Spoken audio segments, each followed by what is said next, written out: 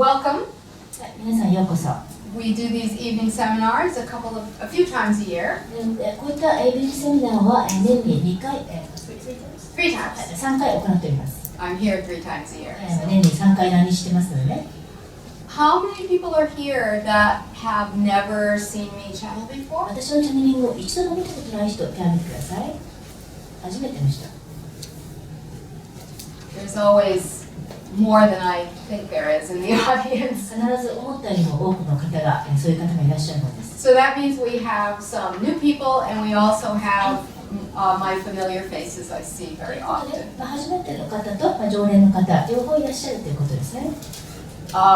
So we have a wide mix of people and energies. なので、幅広い人々のエネルギーが今日は来ています。For the new people, I will just give a short introduction, and again, I apologize. Some of you have to listen to it again. 初めての方のためには簡単な自己紹介をしますね。いつも聞かなきゃいけない人には申し訳ないんですが、I'll try to make it short. なるべく簡潔に済ませます。In 1979, I had a UFO sighting. 私は1979年に UFO を見ました。And I would say that was the turning point. これがターニングポイントでしたね。I was in college at the time. 当時私は大学生で。And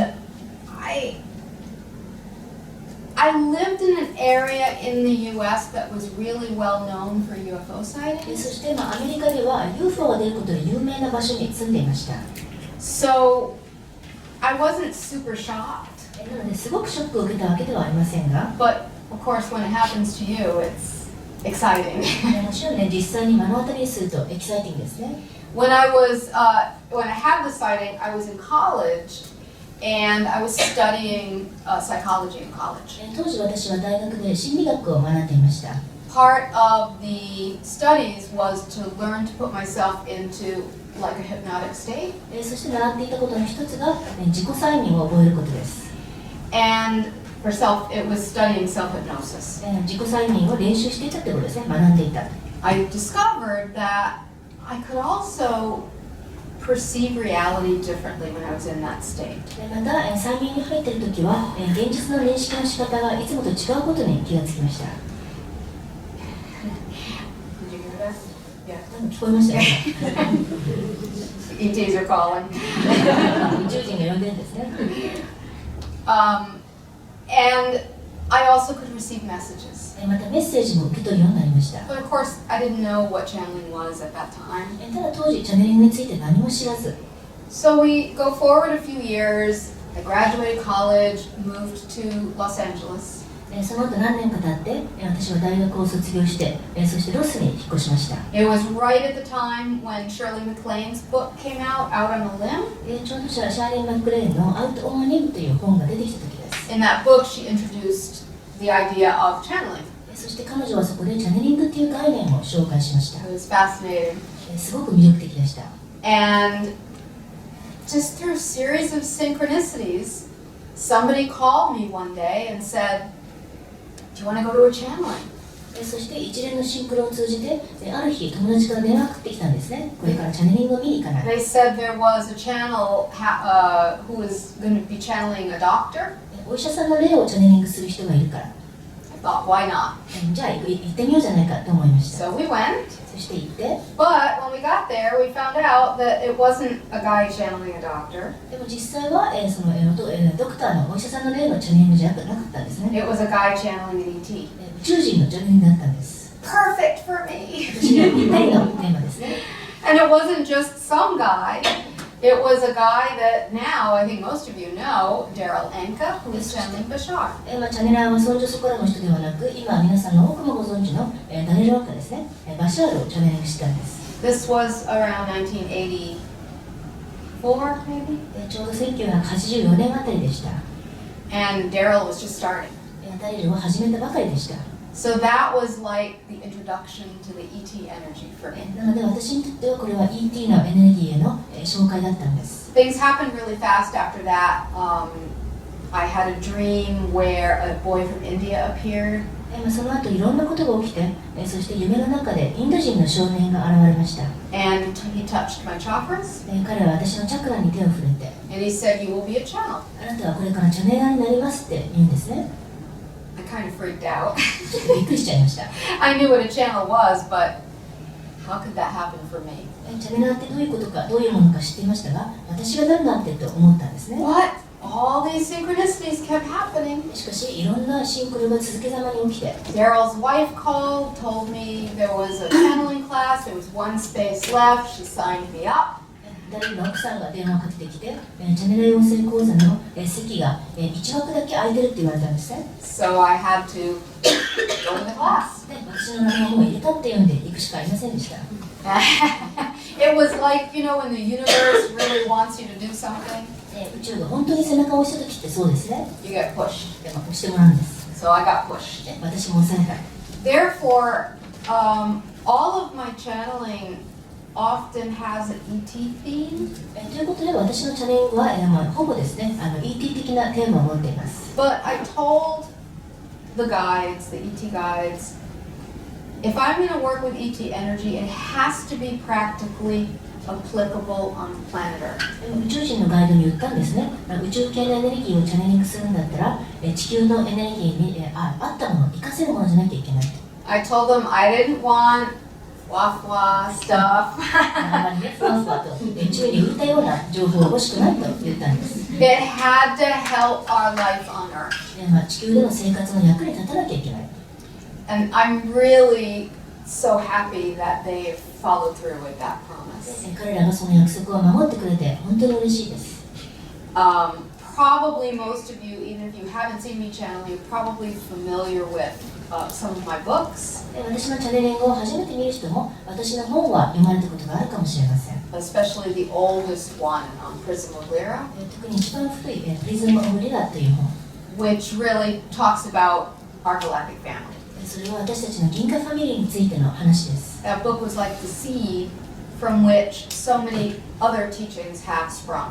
あの本が種となってそこから他のいろんな教えが発生してきました。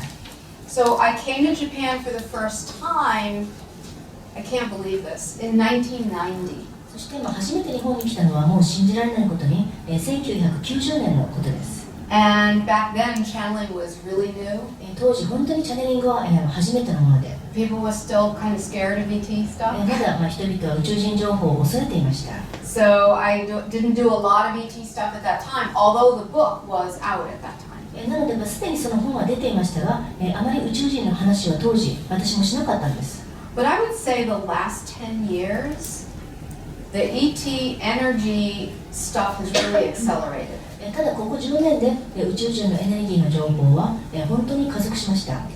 Now I'm finding that people can connect with the energy and understand the channeling so much more than in the past. そして人々は過去に比べたら宇宙人のエネルギーをずっと理解してそしてつながりやすくなっています。 In Japan and also in America too. これは日本だけではなくアメリカでもそうです。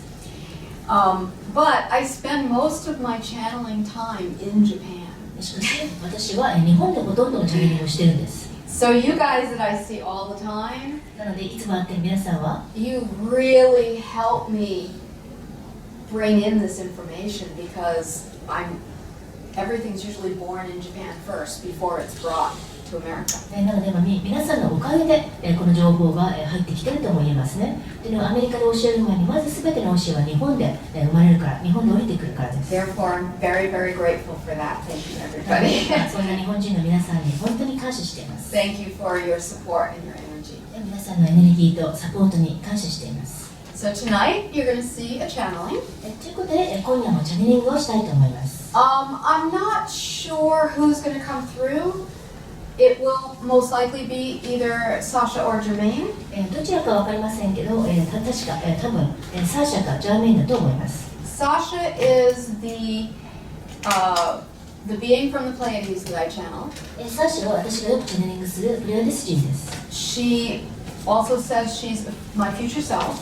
彼女は私、リサの未来性でもあると言っています。 I've been channeling her now for about 30 years. 私はもう30年くらいサーシャをチャネリングしています。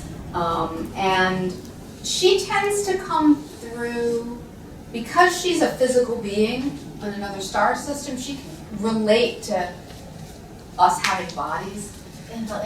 サーシャはね、宇宙人ですけど肉体を持っていますので、まだ肉体を持っている、私たちの、気持ちが分かるようです。So very often she comes through when she wants to talk about things that are really relevant to us as humans on the planet.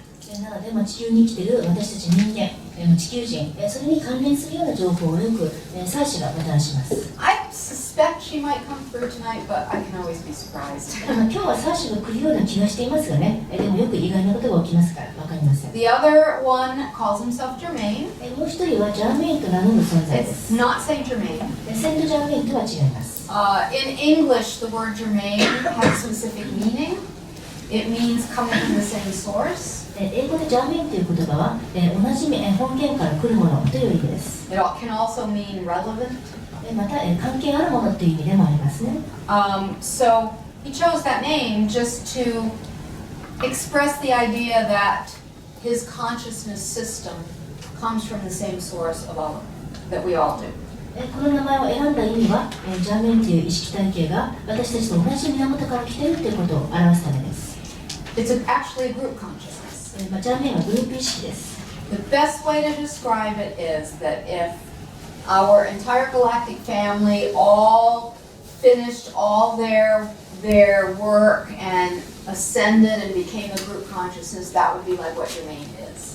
ジャーメインをよく表す言葉はですね、私たちの銀河ファミリーが全員がやるべきことを終えて、そしてアセンションしてグループ意識になったら、それがジャーメインであるということです。But he's kind of otaku. ちょっと彼はオタクっぽいですね。And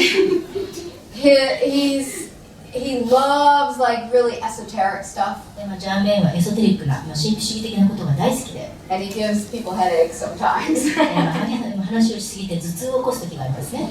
He'll be coming over the weekend at the card workshop for sure. 私はあさってからのギャラクティックルーツカードのワークショップには当然ジャーメインが来ると思います。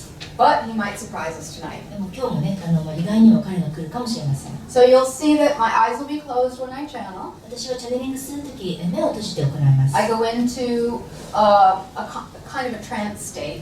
ある種のトランス状態になり、It's a very comfortable experience. 私にとってはこれは非常に気持ちの良い体験です。Because of that, I just ask that when I go into the channeling state and also when I'm coming back out, that you just remain seated and quiet because everything is magnified for me at that time. また、そのチャネリングに入るとき、そしてチャネリングが解けて、元の状態に戻るとき、この間はですね、皆さんぜひ席を立たずに静かに待っていてください。この期間中は非常に感覚が増幅するので、お願いします。The basic plan is that usually there's a lecture that comes first. そして主な流れですけど、まずはレクチャーをして、They've given me a plan. We'll see if we stick to it. 今ね、あるプランをもらったんですけどね、その通りにいくかどうかわかりませんが、We'll have a toilet break. そしてトイレ休憩を取ります。We'll have Q&A. 質疑応答もいたします。And I think they also want to do an energy exercise with you, a type of meditation at the end. そして最後にはエネルギーワークのような瞑想を皆さんとやりたいと言っていますね。I think there was some confusion, maybe the title that was written for tonight. 今夜のタイトルですが、It's supposed to be Galactic Energy Guide for 2018. 2018年のエネルギーにとなっていますが、正確にはですね、2018年のエネルギーを、エネルギーの中で生きるための、銀河のガイドという、意味ですね。So I'm not sure what you thought you were coming to see tonight. 皆さんがね、ちゃんと今夜のテーマを分かって、いらっしゃるかどうか分かりませんが、But that's what it generally is going to be tonight. それが今夜のテーマですね。And the details will be a surprise to me. また、詳しい内容は私が分かりませんから、サプライズになります。We have to fix this. Is it too echoey? It's リサのマイクの調整をちょっとさせていただきますね。Sometimes yeah. One, two. Better? 1, 2. Hello? Yeah, I think. Let's talk at the same time. Talk at the same time. Yeah. It's better. It's better. はい、一緒に喋っても大丈夫になりましたね。聞こえますか？ Can you hear us? 聞こえますか？ Okay. I think that's better. Thank you. Okay, so it won't take long for me to make the connection, and then we'll start and we'll see what adventure we're going to have tonight. すぐにつながりますので、今日はどんな冒険が待っているでしょうか。楽しみにしてください。I have a feeling it'll be an adventure. きっと大冒険になるような気がしています。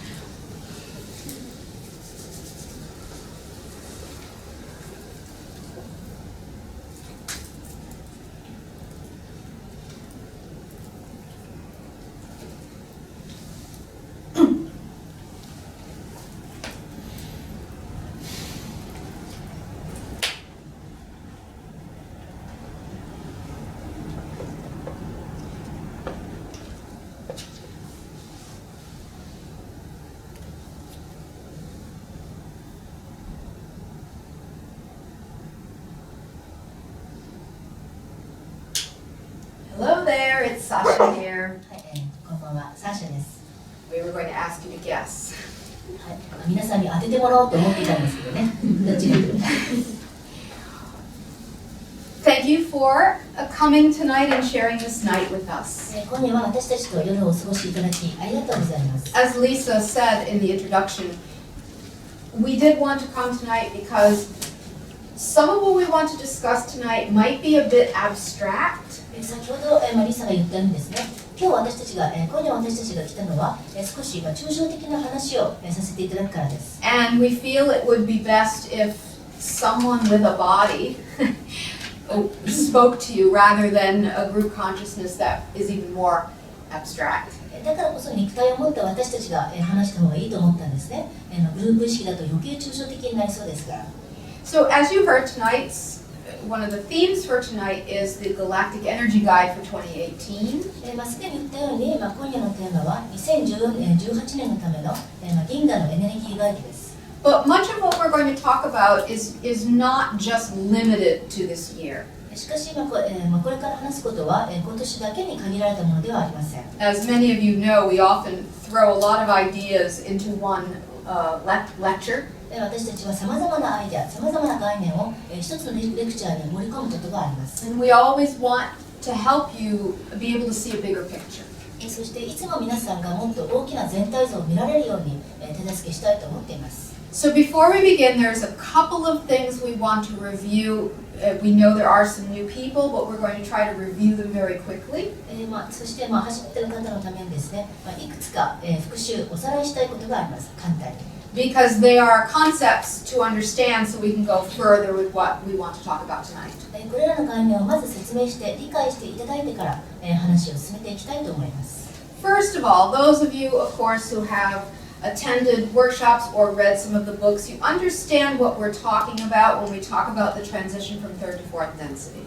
まずは私たちのワークショップや本を読んだ方がある方は第3から第4密度への移行とはどういうことかすでにお分かりだと思います。But basically, for those that maybe have no idea what we're talking about, we'll give you a very simplistic explanation. しかし初めての方のために簡単な説明をいたします。When consciousness separates from the original source, it goes through a cycle of evolution. 意識が元々の源から分裂したとき、一種の進化を遂げます。And this cycle of evolution means that it first experiences the deepest expression of separation possible. 進化のサイクルを経ていくんですね。というのはまずは最も深い分離を体験して。And that deepest expression of separation is when you incarnate as individual beings on a physical planet. そしてここで最も深い分離とは、個々の肉体を持ってどこかの惑星に生まれ変わるということです。That is like the most alone that you can get, so to speak. これは可能な限り一人になるという孤独になる体験です。Because on top of that separation, you also lose your memory. というのは、こうしたとき、その分離以外にも自分の記憶を失うからです。So you also forget that you're part of a larger source. つまり記憶喪失になって自分がより大きな本源の一部であることを忘れてしまいます。And part of the evolution of consciousness is to experience that deep separation and then gradually move yourself back into unification with your other parts, so to speak. そして意識の進化の一部とは、この深い分離から徐々に統合されて、他のバラバラだった自分が一つに統合していくということです。For the last many thousands of years, your planet has been in that cycle of deep separation. そしてここ何千年もの間、皆さんの惑星はこの深い分離状態にありました。And thankfully, そしてありがたいことに、you're beginning to move out of that now. 皆さんはようやくその分離から抜け出そうとしています。So that deep experience of separation and forgetfulness on the physical planet is an experience of what we would call third density consciousness. 惑星に生まれ、そしてこの深い分離と暴虐を体験しているっていうのは、私たちから言うと、これは第三密度的な意識を体験しているということです。And as you begin to evolve and you move out of third density, you start integrating your parts. そして進化して第三密度から抜け出すと、自分のさまざまな他の部分を統合し始めます。You start remembering who you really are, そして本来の自分を思い出し始めます。 meaning that you are really the one source consciousness. つまり自分は本当は一つの意識だった、本源だったということに気がつくんです。 As that begins to happen, the planet begins moving into what we would call a fourth density consciousness expression. そうするとその惑星はいわゆる第四密度的な意識の表現を始めます。 Okay, so the year of 2012そして今年2018年 was a really significant marking point. sorry 2012 2012. 失礼しました2012年ですね。2012年は大きな分岐点でした。 That marking point represented the beginnings of your movement into fourth density consciousness. 2012年というのは一つの節目であり、そこから皆さんは第四密度の意識に入っていったんです。 Now, of course, it doesn't happen in an instant. もちろんこれは一瞬で起きることではありません。 You've been moving toward it all along, but that's like the turning point where you really can't turn back, so to speak. 皆さんはずっとそこに向かっていたわけですが、2012年はもう後戻りはできないっていうターニングポイントだったんです。 If you look at your own lives, perhaps since the year 2012, you might begin to notice that, or we would say even earlier than that, 2010, 2011 as well, you might start to notice that things really started to change. 2012年、あるいはもっと前の2010年、11年の以降の自分を振り返ってください。それ以降いろんなことが変化し始めたはずです。 Like the old way of doing things or the old way of navigating reality wasn't working anymore. それはつまり今までの古い生き方、やり方がもううまくいかなくなったんです。 So therefore, consciousness on Earth, people on Earth, have to learn new ways that are more in alignment with a fourth density expression of consciousness. そして地球上の意識、地球上の人々はより新しい第四密度的な生き方を学ばざるを得なくなったんです。 So that's what we mean by the shift from third to fourth density. それが第3から第4密度への移行ということです。 And if you want to know more about that, you can ask questions later about it. これについてもっと知りたい方は後で質問をしていただいても結構です。 The other foundational concept we want to review tonight has to do with holographic consciousness. そしてもう一つ、今日復習したい基本的な概念は、ホログラフィックな意識、つまり意識は一つのホログラムであるという考え方です。 We know many of you have already heard this. We'll make it short. もう知っている方もいますので、簡潔に説明しますね。 But when we were just talking about how you are really, all of you, source consciousness experiencing separation, 結局皆さんは本源の意識であり、そしてそれぞれが分離を体験しているところです。 this is what we mean. それはどういうことでしょう。図で表しますね。 It's an analogy, it's not literal. これはあくまでも例えなので、文字通りに捉えないでください。 But consciousness in its original state, consciousness in its original state is just one energy system. しかし今意識の元々の状態っていうのは一つのエネルギー体系なんですね。 All of you, at your most basic essence, is this. つまり皆さんはそのベーシックな状態、皆さんの最も本質的な状態がこれなんですね。 But of course, if you want to experience this separation, ただこの分離状態を体験するためには、you cannot do it from that state of oneness. このワンネスの一つになった状態では体験できませんね。 So what do you do? どうすればいいんでしょ Within yourself then, う。自分の中に、you create a realm of separation 自分の中に分離の領域を作るです。 and you fragment yourself into tiny pieces. そして自分を小さな断片に分けていくんですね。バラバラにしていく。 So that these tiny pieces can have separate experiences like a lifetime on Earth, as an example. そうすればこのバラバラな個々のピースは例えば地球上での人生とかいろんなことを体験できるんですね。 Forgetting who you are for long periods of time. この時長期間本来の自分を忘れます。 But you are always at your core the one consciousness. しかし軸の部分、あなたは軸の部分ではいつも一つの意識なんです。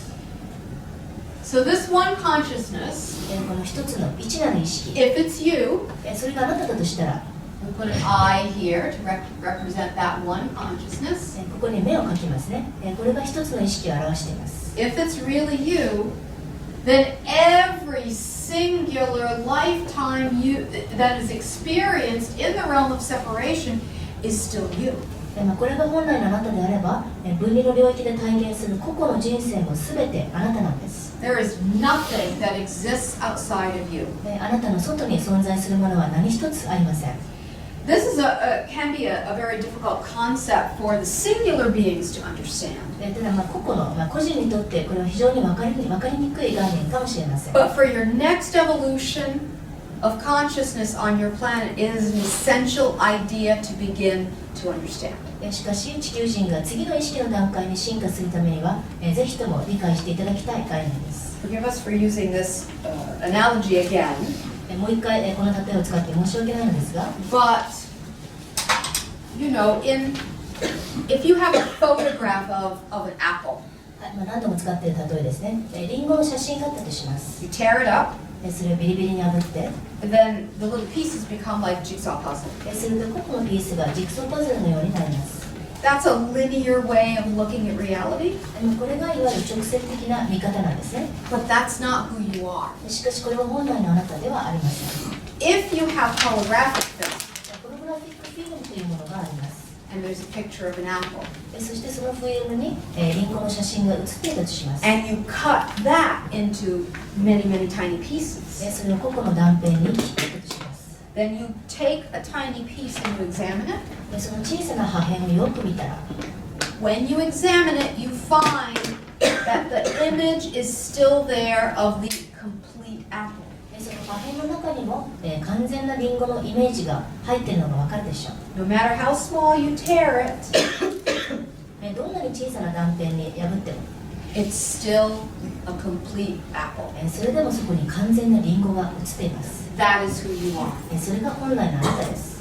No matter how far from the source, どんなに本源からかけ離れていっても、 no matter how much you don't remember who you are, どれほど本来の自分を忘れても、 you are still a complete image of creation. それでもあなたはこの創造界の完全なイメージそのものなんです。 So that concept is important to understand for us to move to the next step of what we want to talk about tonight. じゃあ次のステップに進むためにはこの概念を理解していただく必要があります。 And it's going to lead us eventually to sharing with you about the galactic energy working with you now and in the near future. そこからこれからそして近未来の皆さんに働きかける銀河のエネルギーについてもっと分かると思います。 But first, we've got to come up with another analogy. まずは別の例えが必要ですね。 We find that analogies are a really good way of communicating more complicated concepts. 例えや比喩というのはより複雑な概念を伝えるために非常に大切だと私たちは感じています。 So we're gonna describe for you a game. It's like a game maybe you see at carnivals or something. じゃあ一つのゲームを、紹介しますね。よくお祭りとかで見るものです。 It's kind of an old-fashioned one, so maybe these days you don't have it anymore. 昔のお祭りですからね、最近はないかもしれませんが、Imagine you have like a wooden tray. It's big, 木のトレイがあるとします。大きなもの。 and there's holes in it, そしてそこに穴が開いています。 and it's on like a tripod, so it shakes, it leans. それがですね、トライポッドの上に、三角の、足の上に乗ってますので、ちょっとグラグラします。 And there's balls on top. そして上に、いくつかのボールが、乗っています。 So the game is that you have to tilt the tray そして、どんなゲームかというと、このトレイを傾けて、 to get the balls to fall through the hole. そして、ボールがうまく、穴から落ちるように仕向けなければいけません。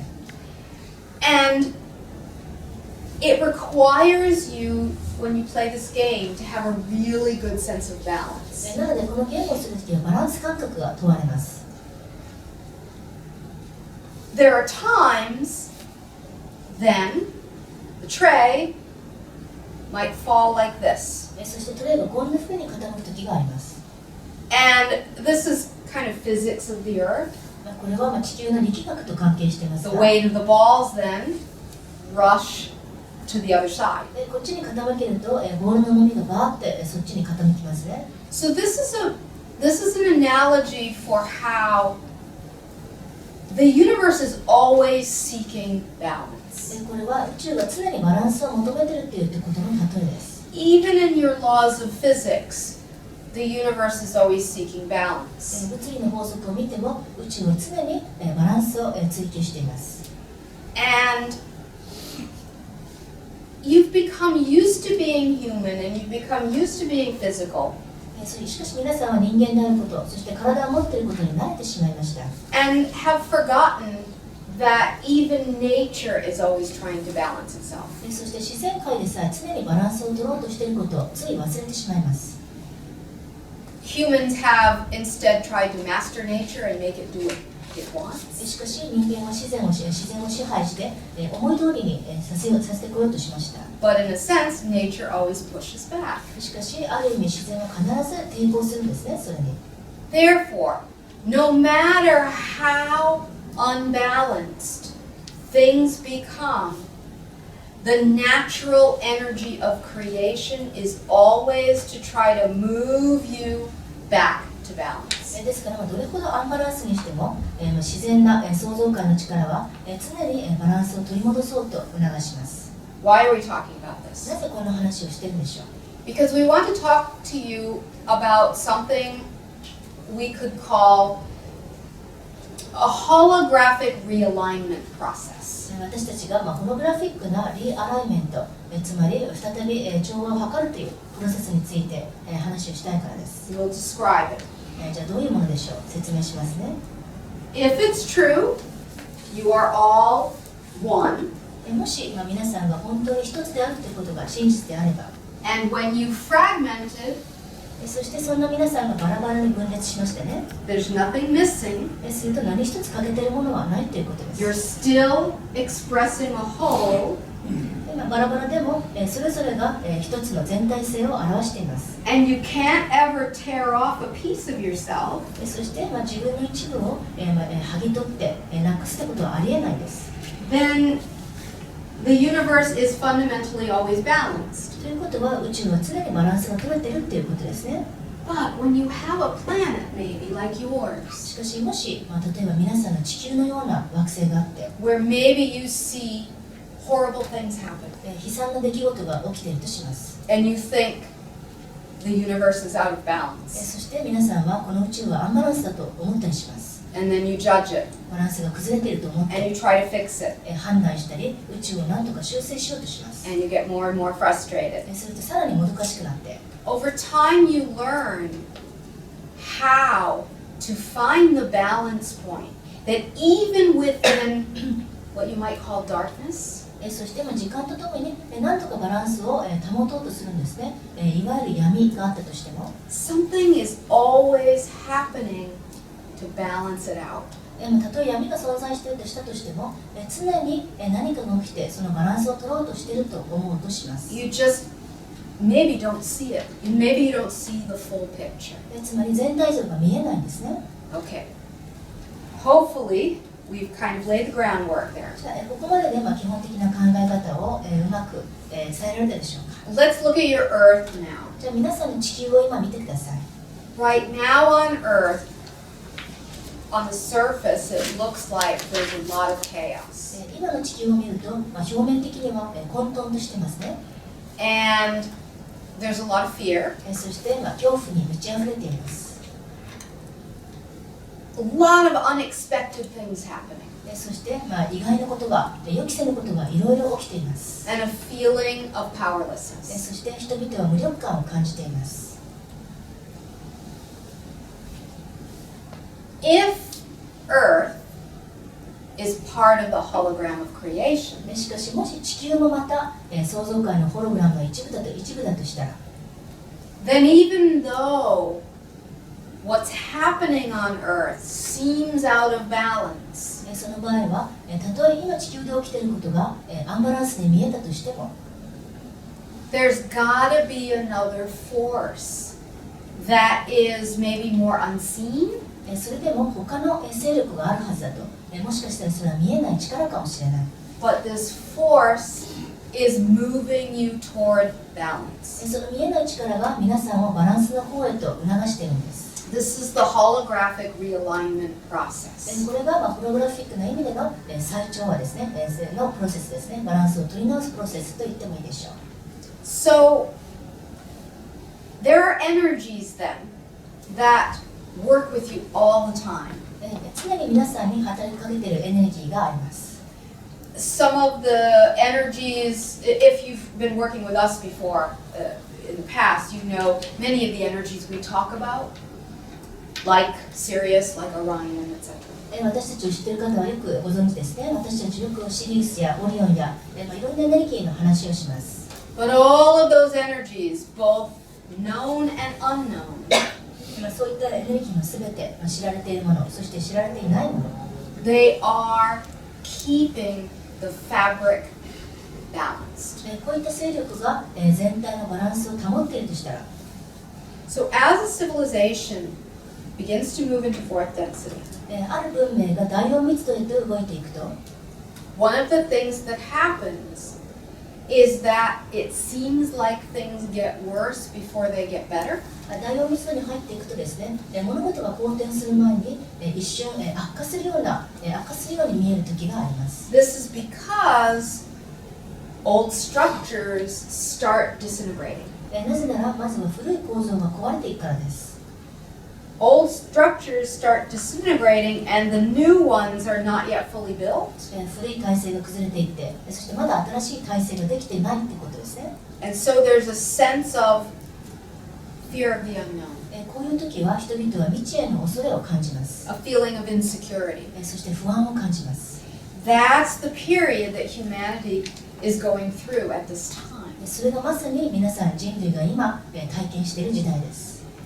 And luckily, しかし幸い、 there are energies to help you through this. 幸い皆さんが乗り越えられるように手助けしているエネルギーが存在します。 Now we knew tonight's lecture was going to be a bit esoteric, and we keep trying to ground it in ways that make it clear what we're talking about. 今夜の内容はエソテリックなものになるって分かっていました。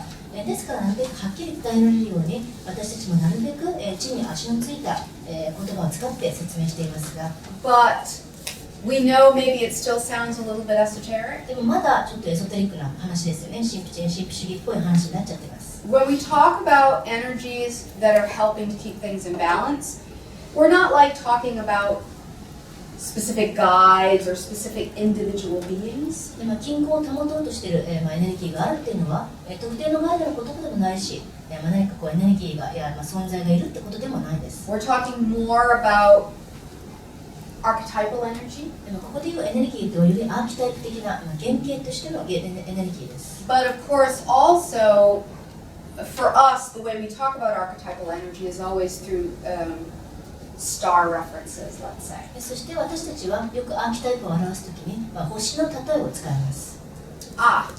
We're getting actually another metaphor. 別の例えが浮かんできました。This one's a little bit more simple. Maybe we should have used this one at the beginning. こっちの方がシンプルなので最初から使うべきでしたね。That children's toy seesaw. おもちゃがありますね。シーソーっていう子供のおもちゃ。If you have an adult on one side and a child on the other, こっち側に大人、そしてあっち側に子供が乗ったら、it's not going to be balanced. バランス崩れますね。So maybe you need 2 or 3 children なのでこっち側に子供が2、3人乗った方がいいです。to balance it out. そうじゃないとバランス取れません。So this is what we mean by when a planet maybe is experiencing a lot of pain or a lot of change, there are other energies, so they're below, let's say. 例えば、ある惑星上にたくさんの痛みや変化があったとしたら、そのエネルギーが低いとしますね。There are other energies that come on the seesaw そしたら他のエネルギーがシーソーのこっち側に乗ってくるんです。to balance it out. バランスを取るために。Well, we should have used that one at the beginning. 最初からこの例えにするべきでした。ごめんなさい。Okay. So we were saying then that there's a lot of disintegration going on right now. 今、いろんなことが崩壊していると言いましたね。And what we're sensing for this year and, well, continuing into the future 今年、そして今後もそのエネルギーは続きますが、is that a lot of unexpected things might happen.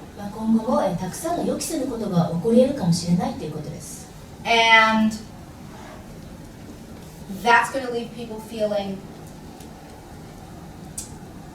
ungrounded, すると人々はグラウンディングできてないですね、状態になってしまいます。afraid. 怖がって地に足がついていない状態。But we do have to say here that it's not just things happening in the outer world.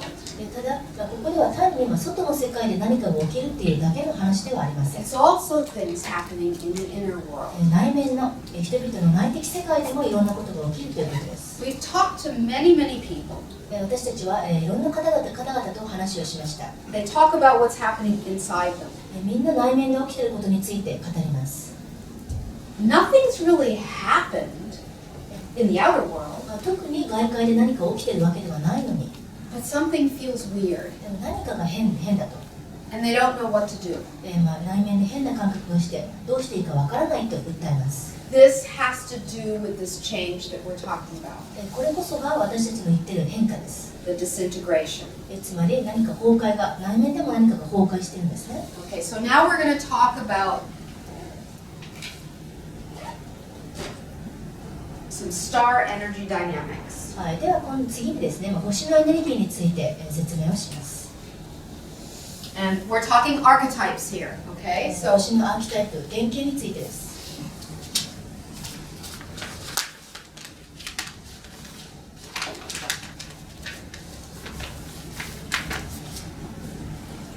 this,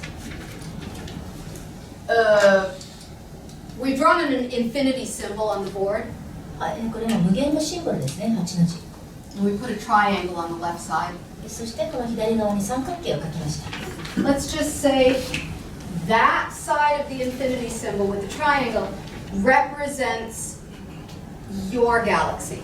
この三角形がある方は皆さんのいる銀河を表します。 Now, we and Jermaine in the past, we've talked a lot about duality and polarity. 今まで私たちやジャーメインは二元性や二極性についてよく話しましたね。 And this is polarity, duality is it's a template that is very universal. 二元性とか二極性というのは非常に普遍的なテンプレート、ひな形なんです。 You're going to find that most galaxies have an energy opposite, let's say. そしてほとんどの銀河にはそれの対となるエネルギーの銀河が存在します。 Like the seesaw, これもシーソーみたいなもんですね。 so that everything stays in バ balance. ランスを取るために。 So on the right here, ということでこの右側、we've drawn a square. ここに四角形を描きます。 There's no meaning to the square or the triangle, it's just so you can see them as different. 四角であるとか三角であるとか、それ形自体には意味がありませんね。単に違うってことを表しているだけです。That side, the right side is your paired galactic energy. はい、この右側っていうのが皆さんの銀河の対となるエネルギーですね。別の銀河です。So left side, these are dropping. インクが出ない。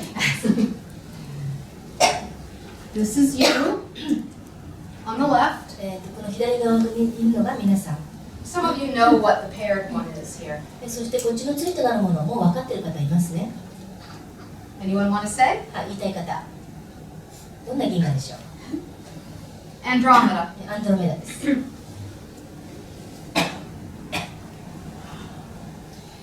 So together, you're like opposites. つまりお互い対なんですね。この銀河とあちらの銀河。On two sides of the seesaw. シーソーの両側を表します。When there are challenges in your energy, the Andromedan energy helps to balance. 皆さんのエネルギーが何か大変なことになったら、アンドロメダのエネルギーが助けてくれます。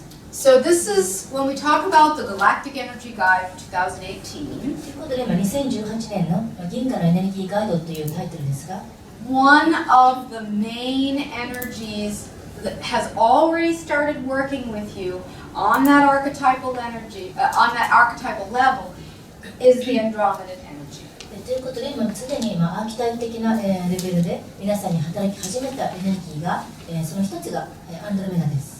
Why? なぜでしょう。 Well, if we're looking at opposites, じゃあ対のことを考えましょうね。反対同士。 and when we talk about opposites, we're talking very similar to the idea of a battery, like a battery in your recorders. これは対といってもバッテリーみたいな話ですね。電極の、バッテリーの話。One end is positive charge, one has a negative charge. どちらかがプラス、どちらかがマイナスという話です。 And together, those opposing charges create the energy to run your device. このプラス極、マイナス極があるからこそ、電池が動くためのエネルギーが、動力が得られます。 That's how the universe works. それが宇宙の仕組みです。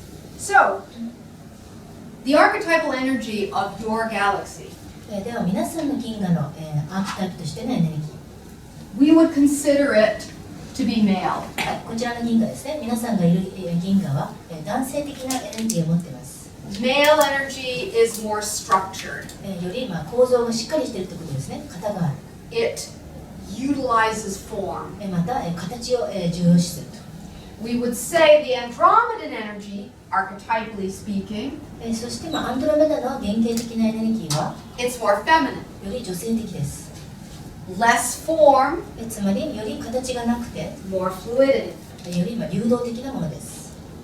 So, when a civilization is moving from third to fourth density, ある文明が第3から第4密度に移行するとき、 it often utilizes Andromedan energy こういう時はよくアンドロメダのエネルギーを使います。 to help keep itself balanced during the transition. つまり、移行中はアンドロメダのエネルギーを活用してバランスを保つのです。 Because third density, very rigid, なぜなら第3密度っていうのはそもそも非常に堅くなものですね。 masculine expression, そして男性的な表現です。 very linear, 非常に直線的です。 in a sense addicted to form. そしてある意味ね、形にとらわれすぎています。形中毒です。 Then, as you start to make the shift into fourth density, しかし皆さんが第4密度へと移行していくと、 and disintegration starts happening. そしていろんなものが崩壊し始めると、 When we say disintegration, we mean of the structures of form and of habits and patterns that have been maintained for so long. ここで崩壊っていうのは今まで長いこと保たれていた、いろんな習慣やパターンや、構造や体制、形、 There's a panic that starts それが崩壊し始めるとパニックが起こりますね。 because the people are so used to clinging to form.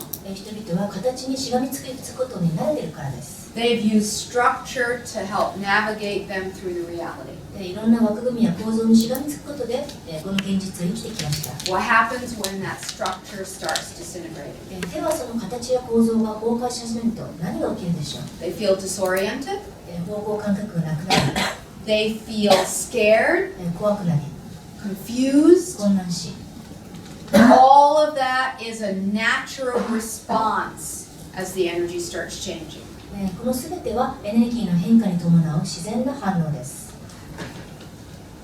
So we have here,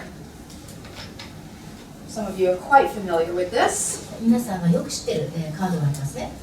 4 cards from the Galactic Roots ギ cards. ャラクティックルーツカードです。そこから4枚選びました。 They are all the Andromeda cards. すべてアンドロメダのカードです。 We're going to remind you of the themes of these cards. そしてカードのテーマについて話をします。 Number 3, まず3番、 change. 変化。 Okay, that's referring to now this shift from 3rd to 4th density. これは今起きている今回の第3から第4密度の変化、移行を表します。 Things may visually look the same, つまり物事は見た目は同じでも、 but you can feel they're changing. でも何かが変化しつつあるって感じるわけです。 Card number 4, そして4番のカード、 confusion. 混乱。 So we were just talking about that as well, where you might be feeling some of that inner confusion and not even knowing why. この話もしましてね、なぜかわからないけど内面が混乱している。 That is extremely normal. でもこれはごくごく普通のことです。 And at this point, remember we're talking about the seesaw. そしてさっきシーソーの話しましてね、 The universe allows the Andromedan energy to come in and help balance on the seesaw. 宇宙がアンドロメダのエナジーが入ってくるように促し、そしてシーソーのバランスを取ります。 Because as you move into 4th density, that addiction to form and structure has to be loosened. なぜなら第4密度に入っていくと形や構造へのこだわりを緩めなければいけません。 So the Andromedan energy is extremely important to help that balancing process. ですから今アンドロメダのエナジーはバランスを取るプロセスを大いに助けてくれています。 The next card is number 5, 次は5番目のカー fluidity. ド、流動性。 Okay, what does that mean? どういう意味でしょう。 When you have form 形があると、 and rigid structure そして堅くなの構造があると、 and habits and patterns, そしていろんな習慣やパターンがあると、 you're kind of stuck in there. でもその中にとらわれて身動き取れなくなりますね。 You have no room to flow. そして全く流れる余裕がありません。融通が効かない状態です。 There's no room for intuition. そして直感が入ってくる余地もありません。 It's almost like an army just marching the same road. まるで軍隊のようにずっと同じ道を行進しているような感じです。 However, as you move into 4th density and the energy starts changing, しかし第4密度に入ってエネルギーが変化し始めると、 you are required to become more fluid. そうするともっと流動的にならざるを得ないです。 And as those structures dissolve, of course, そして既存の枠組みが溶けて崩れていくと、 metaphorically, you have the space to be more fluid. そうするともっと流動的になるスペースができますね。例え Because ですが。 the structures are not holding you in, so to と speak. いうのはもう構造がなくなり、あなたはそこに閉じ込められないからです。 The mind is the realm of form and structure. そして人間のマインドこそが形や構造の領域です。世界です。 The heart is the realm of fluidity. これに対してハートはより柔軟で流動的な領域です。 The process of moving to 4th density has to do with a balancing of both fluid and form. そして第4密度に入るということは形、そしてこの流動性、この2つのバランスを取るということです。 So the final card here of Andromeda we have is number 6, which is new paradigm. そして最後のアンドロメダのカード、新しいパラダイム、6番ですね。what we're using that to express is to show you that as you begin this new shift into a more fluid state of consciousness, that is how your new paradigm on Earth begins to be built. つまり変化をし始めてより流動的な意識状態になったら、そこで地球の新しい意識のパラダイムが作り上げられます。Now, going back to this idea of the energies that are helping you, 皆さんを手助けしているエネルギーの話に戻りましょう。 we've given you kind of a very esoteric understanding about how the Andromedan energy is helping you. アンドロメダのエネルギーが手助けしているっていう、非常にエソテリックな話し方をしましたが、 But there are also other energies you're going to find becoming much stronger too. しかし今後ですね、他のエネルギーもこれからずっと強くなってきます。 I know many of you in the room have done a lot of contact work with us. この部屋にいる皆さんは私たちの開催するコンタクトワークにもよく参加していますね。 And in some of that contact work, you've really learned to feel what different energies feel like. コンタクトワークを経て、いろんなエネルギーの違いを感じ分けられるようになったかもしれません。 Very often, the same familiar beings come. そしていつもですね、同じような馴染みのある存在たちが来る場合もあります。 Like Zeta, 例えばゼータとか Pleiadian, プレアデス things like that. などなどですね。 But what you're going to find now is that in addition to the Andromedan energy working with your mass consciousness, a lot of new ET energy is going to come too. しかしこれからは集合意識に働きかけるアンドロメダ意識だけではなくですね、さまざまな新しいエネルギーもやってくるでしょう。 The reason for this is because new energy that you've never met before なぜなら皆さんが出会ったこともない初めてのエネルギー、 it inspires you to move out of expectation. そういうエネルギーを体験することで、期待をしないと予想外のことを想定するっていう皆さんになれるからです。 It inspires you to be comfortable with the unknown. そして未知のものが来ても、安心していられるっていう練習ができます。 So an example is, we know some of you did the internet seminar last week. 例えばこの中には先週の、インターネットウェビナーに参加した方もいますね。 During that seminar, we introduced a new species called the Mira. ズームのウェビナーですね。その時ミラっていう新しい存在を、紹介しました。 Now, if you did not see that seminar, don't worry about it. ウェビナーを見てない方も心配しないでください。 But basically, they were a brand new species that humans had never connected with before. しかしミラっていう存在は人間がつながったことのない初めての存在でした。 And there was lots of reasons why they wanted to connect with humans. 彼らが今の段階で人類に会いたがったことには、いろんな理由がありますが、 But on the mass conscious level also, that new energy of something unknown and unexpected was necessary to balance the seesaw, so to speak. しかしこれは集合意識レベルでも必要なものだったんですね。つまりシーソーのバランスを取るためには新しい予期せぬエネルギーが必要だったんです。 Therefore, in terms of extraterrestrial energy that we perceive at this time, we'll be working with many of you this year. なので今年はですね、さまざまな宇宙人のエネルギーが皆さんに働きかけると思います。 There's also going to be, we sense a lot of hybrid energy. いろんなハイブリッドのエネルギーも来ると思います。ハイブリッド種。 Now, hybrid can be many different kinds of hybrid. ハイブリッドって今月という意味ですからね、さまざまなハイブリッドがあります。 Even, you know, those of you that love Bashar is a hybrid, so to speak. バシャールのファンの方もいっぱいいらっしゃいますが、バシャールも一種のハイブリッドなんですね。 So, you might encounter new hybrids that you've not met before. 今後は初めて出会うハイブリッドが皆さんが出会うかもしれません。 All of these new energies coming will be to help you unlock from the familiar, structured reality. こういった新しいエネルギーはすべて皆さんが見慣れた構造化された現実から外れる、そういった現実から自分を外すための体験になります。 You have to make a side note here. ちなみに and say that はい、一つ申し上げますね。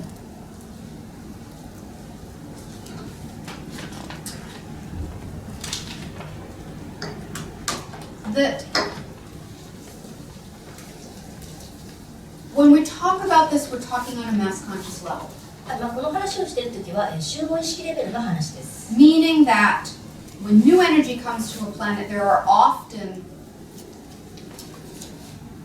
a small number of people that work with it first. つまり新しいエネルギーが地球に来たときに、まずは少人数の人々がそれに出会うんですね、関わるんです。They're like the pioneers. つまりパイオニア、先駆的な人々がいるということです。Part of the role those people play is that they help to usher in the energy, so to speak, to make it easier for other members of the mass consciousness to connect with it.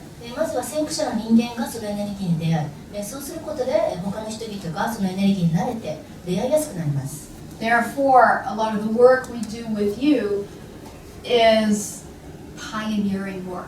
ですから私たちが皆さんとやるワークもパイオニアとしての仕事なんですね。So as you all work with this energy, you're like the first step for the energy, let's say, to enter the mass consciousness. で皆さんがまずこの新しいエネルギーに関わることで、それが最初のステップとなって、そのエネルギーが集合意識に入りやすくなります。For that, we have to say thank you. ですからそんな皆さんに感謝したいと思います。It is not always an easy job, 必ずしも簡単な仕事ではないですからね。but it is much appreciated. しかし大変感謝されている仕事です。Therefore, for this year, look for unusual contact energy. ですから今年は今までなかった珍しいコンタクトエネルギーを探してください。And recognize that what it is doing is helping you unlock from familiar structured form. 馴染みのある形のある構造から意識を外すためのものなんです。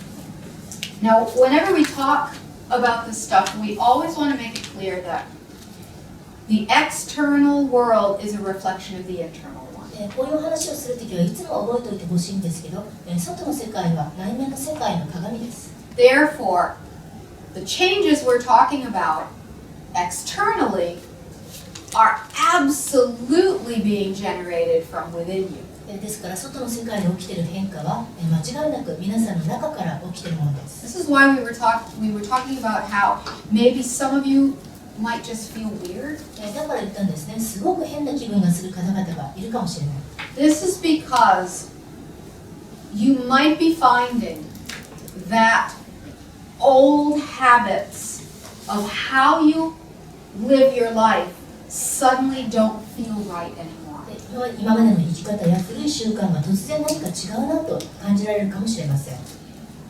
Maybe you don't even know that's what's not feeling right, but as you start to contemplate it, you'll begin to notice it. そして何が違うかはっきりとわからない時もよく試作すればそれが突き止められると思います。So when you get that feeling that something's strange, ですから何か違和感を感じた時、things aren't working the way you're used to them working.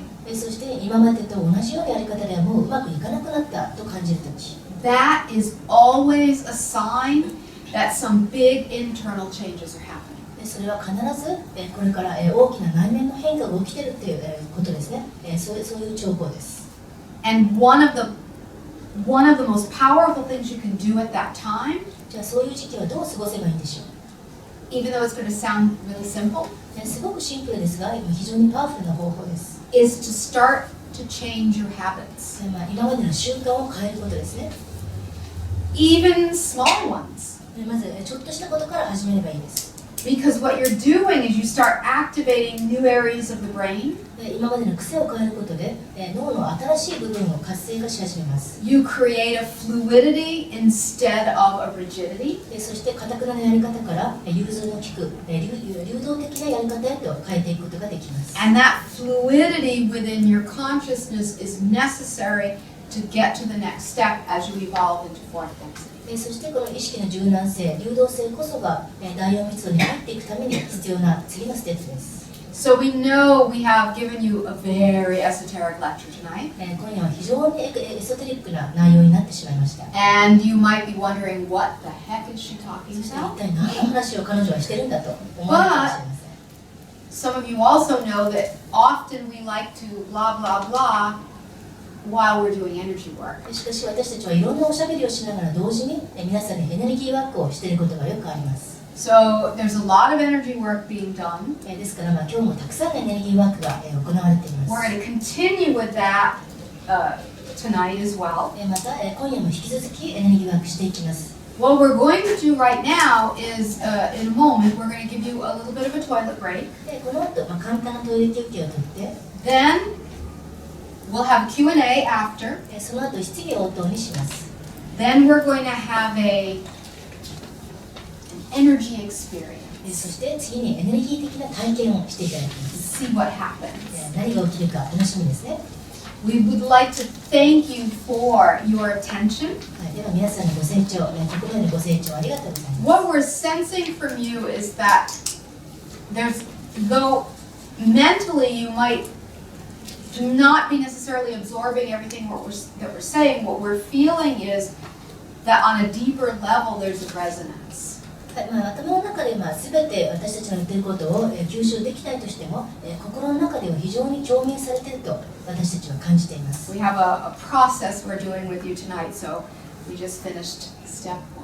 今夜は皆さんに対してあるプロセスを行っていますが、ここでステップ1が終わったところです。 So if you would please remain seated until Lisa comes back, ではリサが戻ってくるまで少し座ったままお待ちください。she'll give you some instructions. その後リサが指示を出します。 We'll see you later, much later. ではまた後で会いましょう。たくさんの愛を送ります。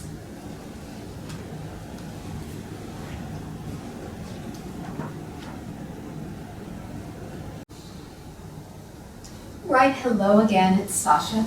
では再びサーシャです。 So this, for us, is our favorite part. 私たちはここからの部分が一番大好きなんですが、 We love talking to you directly. 皆さんと直接お話をするのが大好きです。 Therefore, we invite your questions. なのでぜひ質問をしてください。 And if you have a question, please raise your hand and wait for the microphone. 質問がある方は手を挙げてマイクが来るまでお待ちになってください。 The question doesn't specifically have to be about the material tonight, though we will probably connect it to it. 必ずしも今夜の内容に関係した質問じゃなくてもいいんですけど、おそらく答えたときに今夜のテーマに絡めてお答えすると思います。 Who wants to go first? では最初に質問したい方、どうぞ。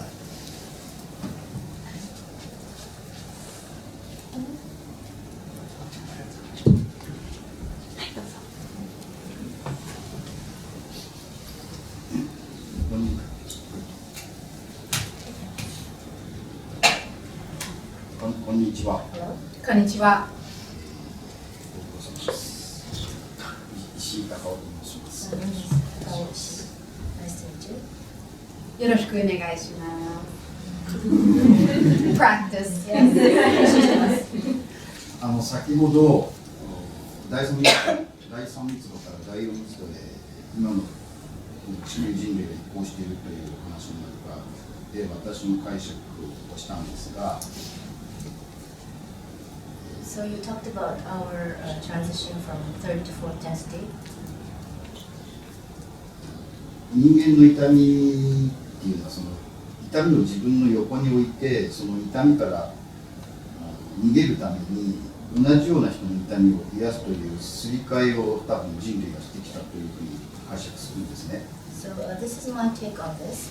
Until now, humanity has, in order to cope with one's pain, put one's pains aside, and we have tried to heal other people with similar pains. That's how we have avoided the pain.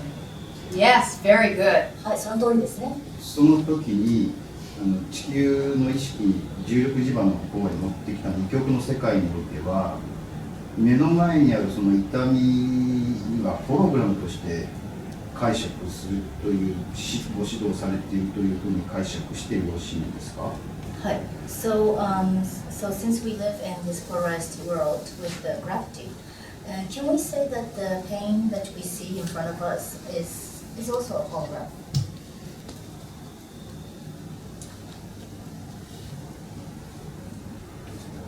We would say yes, though we don't know if we are seeing the same thing as you. 一応答えはイエスですけどね。でもあなたと同じ視点で、を見てるかどうかまだ分かりません。Meaning, remember, we were talking earlier about the holographic image of the apple. さっきリンゴのホログラムについて、説明しましたね。写真について。So ultimately, everyone has the same pain. つまり最終的には誰しも同じ痛みを持っています。Maybe the circumstances of the pain are different. ただその痛みの状況などは違うかもしれませんね。人によって。And the pain is in layers. そして痛みは多層構造になっています。But if you go to the core of the layers, all the pain is the same. That's the hologram.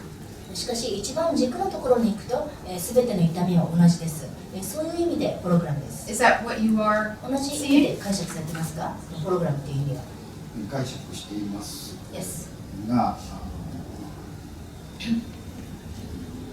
それでもどうしても人間って相手の痛みの方向に引き込まれてしまうパターンっていうのがあると思うんですよ。はい。Even so, I think human beings have the pattern of being drawn to or sucked into other people's pain. その時にまだチャネリングの力そのものが私はまだ弱いんですけど、どうやってワンネスの方向にアンカリングすることが一番良いかご指導いただければと思います。So, my channeling abilities are still weak, but if you can guide me how I can guide that person to the oneness, the direction of the oneness, and anchor it, so to speak. Well, the first part of what you just said, まずおっしゃったことの最初の部分。very often humans are sucked in, as you said, to other people's pain. 確かにね、人間は相手の痛みの方向へと、巻き込まれる、惹かれる時はあります。Because it's easier to see their own pain on a screen in front of them. で、自分の痛みを目の前のスクリーンに見た方が、見やすいからですね。So therefore, if you find yourself getting sucked into something like that, the way to touch your own oneness, if you wish to say it that way, is to, in a sense, go into that pain as deeply as you can. Into the other person's or whatever Well, people's pain that you feel. You're seeing it as the same pain. はい、そうですね。じゃあ誰かの痛みに引き込まれた場合はですね、結局は同じ痛みなので、その痛みの中にあえて入っていくことをお勧めしますね。それがワンネスに行くことだと思います。This is a process because when you let yourself go deep into the pain, we would say it's best to let it be your own pain. はい、ただこの場合はご自分の痛みである方がいいですね。で、これは一つのプロセス、時間のかかることで、深く痛みに入っていくことです。You get to the point where that it's like you hit a layer. で、自分の痛みに深く入っていくと、まず一つの層に突き当たります。That is the holographic layer. つまり、ホログラムとしてのみんなと共通する一つの痛みの層にたどり着きます。Now it's not an intellectual process, so it's hard to describe. ただこれは頭で分かるプロセスではありませんので、言葉では説明しづらいのですが、But you know it when you get there. でもそこに突き当たった時はきっと分かるはずです。Some of the Buddhist monks might call it a very simplified thing. They might call it finding compassion. 仏教ではですね、これを慈しみという感覚で表していることもありますね。非常にシンプルな言い方ですが。Which again, it's not a mental process. でも慈しみは頭で行うことではないんですね。When you hit that layer of the holographic pain that everyone carries, that's when the heart can open and compassion flowers, because that's when you see you are really all one. はい、ホログラフィックな、つまり誰もが共有するその痛みのところに行くと、ハートが開いて、そして慈しみの心が開くんですね。というのはその時、みんな同じなんだ、みんな一つなんだっていう感覚が湧いてくるからです。Now we're not sure if we're addressing your question, so if we're not, please tell us. これで答えになっているか分かりませんので、いかがでしょう。人間の場合は DNA を基準に血の流れといいますか、それぞれの方の個性っていうのが多分先祖から流れてきているものによって構築されていると思うんですけど。So I think human beings have DNA, and based on that, they have whatever they have received from their ancestors in the bloodline. サーシャのおっしゃられているのは、その意識ということを基準に話されているのか、今の先ほどのお話を分析しますと、例えば目の前に怪我をされて出血多量の人がいたときに、自分のその相手の慈しむということで輸血を仮に自分の体から与えた場合に、必要以上のその量の加減が分からなくてもどこまでも血を与えるという形になって対処すると思うんですよ。そうすると自分自身の存在もそこで滅してしまうというか死んでしまうっていうふうな形に人間の場合はなるんですけど、視点は違いますでしょうか、私。So, for example, but you seem to be talking based on consciousness. But when I analyze what you say, I feel that, for example, if you see someone bleeding to death in front of you, but you feel the compassion, so you give them your blood. But you don't know how much to give, so you'll probably give too much, and then you die yourself. So that's what I'm talking about. And do I have a different perspective from yours?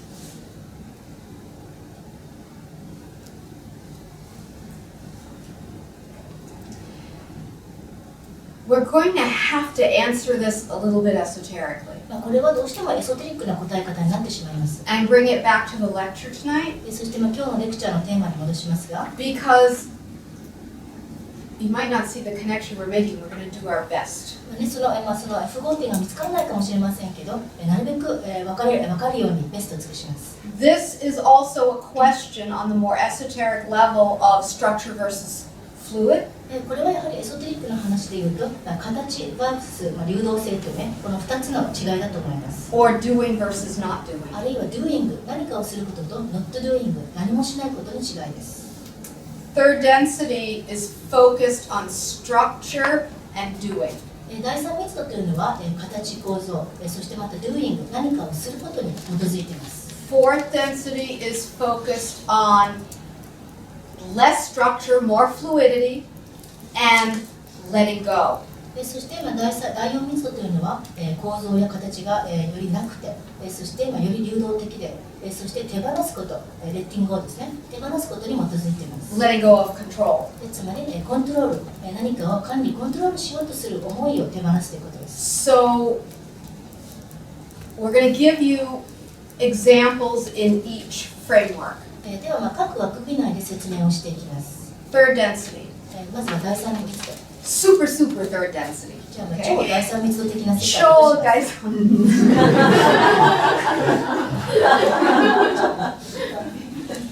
You see somebody bleeding on the street. でもそこでですね、誰かが出血多量にで死にそうになってたとします。 You are so afraid of your own death でもあなたは自分自身の死もとても恐れています。 that you go to that person and you do everything to save them. なので、その人のところに行って、その人を救うためにあらゆることをします。 So you don't have to confront your own mortality. で相手が死ななければあなたも自分の死に直面しなくてもいいからです。 And so you don't have to confront the pain of watching the person die. またその人が死ぬという痛みに直面しなくていいからです。 Fourth density. では第4密度ではどうでしょう。 See somebody bleeding on the street. 誰かが血を流していたとします。 The action that's taken is not fueled by the subconscious wounds. ただその時取る行動っていうのは潜在意識の傷から発生するものじゃありません。 It is as if the person is embodying their higher selves. つまりですね、その人が自分のハイヤーセルフ自身となっているような行動をとります。 The ego relinquishes control. そうするとですね、エゴはコントロール手放し、 And the person's actions toward the bleeding one are in the flow, in the moment. その人はその瞬間の流れに乗って、血を流している人に対して行動をとります。 Whether the person dies or is saved is not a statement of failure or success. そしてその方が今死んでも、あるいは救われてもですね、それで成功した、成功しないの物差しにはなりません。Because the person was acting in conjunction with higher self, with ego not running the show. でもその人はエゴにとらわれずに、ハイヤーセルフと一つとなって行動をとったわけですから。The person understands that whatever the outcome is what the outcome was supposed to be. どんな結果になったとしても、なるべくしてなった結果だと分かっているからです。So you as a species are moving from 超 third density 皆さん人類も超第三密度的な生き方から into fourth density, 第四密度に入ろうとしています。which means that sometimes when you have to take action like that, there might be a little bit of ego, but if you're listening, if you're feeling, you're also going to feel a little bit of flow too. そういう時はですね、行動を取らなきゃいけない時は、少しはエゴ、自我に従う時もありますけど、でもどこかで流れに乗ってるんですね。流れの中ではどうするべきか聞こえてるんです。Now again, we don't know whether we addressed the question. はい、これで答えになっているか We 分 were かり just ませ following ん the が、 flow, yes? 私たちも流れに乗って答えたまでです。最高の答えでした。 It's a perfect answer. Ah, thank you very much. ありがとうございます。 Thank you. Someone else? はい、じゃあ次の方。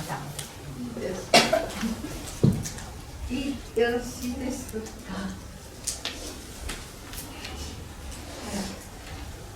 ね、北海道から参りました。I'm from Hokkaido. Thank you for coming, my dear. はい、来てくださってありがとうございます。何年か前に一度リサさんの素晴らしい講演を聞かせていただいた経験があります。で、私はとてもありがとうございます。鈍感なんです、実は。それでつい内面がちょっと非常に薄暗いので、その分どうも情報を求める方向に向かってしまうんですけれども、でその中で最近コーリー・グッドさんのコズミック・ディスクロージャーっていうのを、時間があればブログ上で読んでいるんですが、でその中でyes.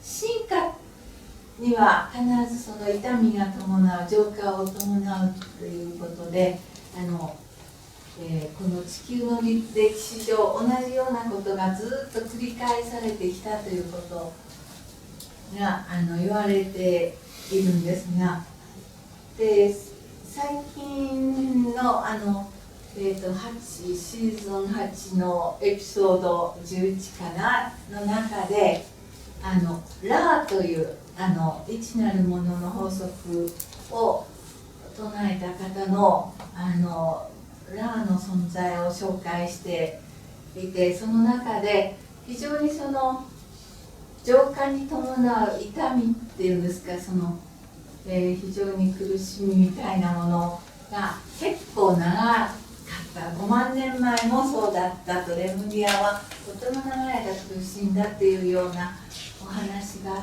て、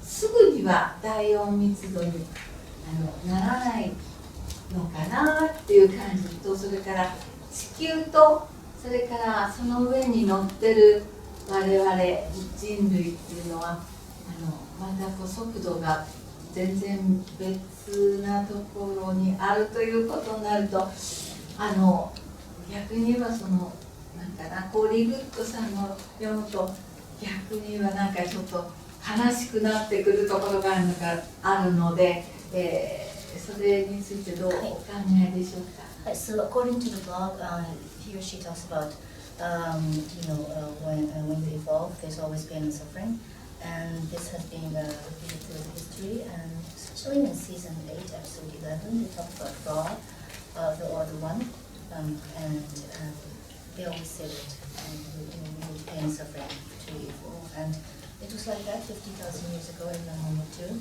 So. If that's true, then I think that we will not go to fourth density very soon. It will take some time. And especially for us human beings on Earth right now, it's going to be, it's not going to be that speedy, and that makes me sad. What do you think? Well, we agree with you 確かにおっしゃる通りです。 because these evolutionary cycles take place within galactic time. 進化のサイクルっていうのは銀河の時間の中で行われます。 And galactic time is そして銀河時間とっても長いです。 So we know that maybe there are some teachers that talk about, there's going to be some ascension or the ships are going to come and pick you up and all of that. アセンションが来て宇宙船がやってきて救いに来るっていう先生もいらっしゃるようですが、 That is not our understanding of things でも私たちの理解はそうではありません。 because we understand the galactic cycles of evolution. 私たちは銀河の進化のサイクルについて知っているからです。 We do have to make a comment though about the pain and suffering. ただね、痛みと苦しみについて一つ私たちの見解を申し上げます。 It is true that pain and suffering are very common for physical species. 確かに、体を持った種族にとってはですね、痛みとそして苦しみ非常に大事なものです。 It's not because you're not spiritual でもそれは皆さんがスピリチュアルじゃないからってことじゃないです。 or because you're punished for something. 何かの罰でもありません。 We'd like to give you a different perspective on じゃ this. あこれについてはですね、別の視点を申し上げます。 If we're talking about, as we were talking about earlier, the one consciousness, 一つの意識について申し上げましたね。 it chose to experience separation. 一つの意識はあえて分離を体験することにしました。 It chose to have these really intense experiences as seemingly separate beings. あえてですね、非常に濃い体験をして一見別々の存在になることを選びました。 It chose to experience sensation in all of its forms. あえてさまざまな形態をとってそしてさまざまな感覚を味わうことを選びました。 The beautiful feeling of the cool breeze on your skin. 例えば肌に感じる気持ちよいそよ風の感覚、 The deep pain and heartbreak. そして心が傷ついた時の深い痛み。 Humans equate one with being good and pleasurable and one with being negative and painful. 人間は一方の感覚を良いもの、気持ちが良いものとして、もう一方の感覚をマイナスの痛みを伴うものとします。 But from the eyes of the one, they are both simply delicious experience. しかし一つの意識の目から見るとどちらもとってもデリシャスな美味しい体験なんですね。That sounded funny, yes? 変な感じですけど。 We know to human pain does not seem delicious. 確かにね、痛みがデリシャスなわけないんですけど、 But to a being, the one, しかし一つの意識から見る that wants to feel everything, と全てを感じたいわけです。 it is delicious. それでそういう意識にとってはデリシャスな体験なんですね。 On top of that, そしてその上、 pain is also used to wake you up. 痛みは人を目覚めさせるために使われる時があります。 Because when you suffer deeply というのは深い苦しみを体験すると、 and nothing can ease the suffering, そして何をしてもこの苦しみが癒えない時、 that's when you turn inward. そういう時は人は内面を見ますね。 That's when you go into your spirit. そして自分のスピリットと一つになります。 And that's when you find your way home. そういう時、故郷への道が見つかるわけです。 So we'd like you to see the bigger picture of it. ですからもっと大きな全体像から見てほしいんです。 We believe in terms of Earth time, じゃあ地球時間という意味で言うと、 the worst of the pain and suffering is over.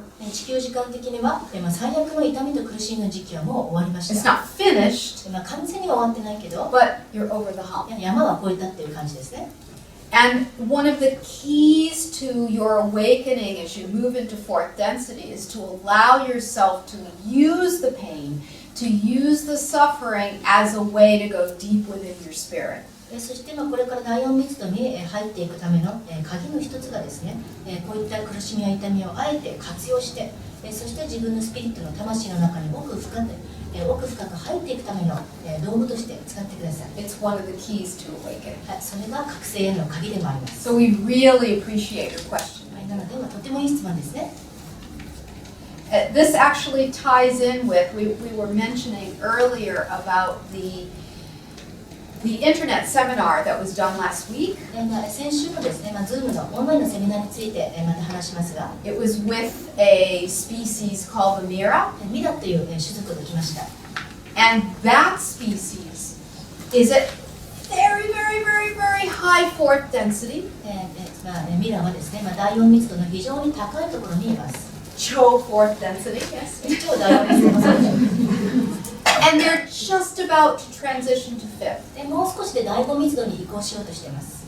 Fifth is when you no longer have bodies. 第5密度に入ったらもう体はありません。So before they transitioned, they wanted to connect with humans for a very specific purpose. ミラは第5密度に移行する前に特定の理由のために人間とつながりたいと思っていました。Because they wanted to remember what it was like to feel. また感じるっていう感覚を思い出したかったんです。 The beauty and the pain. その感じることの美しさ、そして痛み、その両方を。That experience is not available to beings in the higher densities. というのは、密度が高くなっていくと、もう感じることはできなくなるんですね。So this is another reason why some of that energy is coming to you now.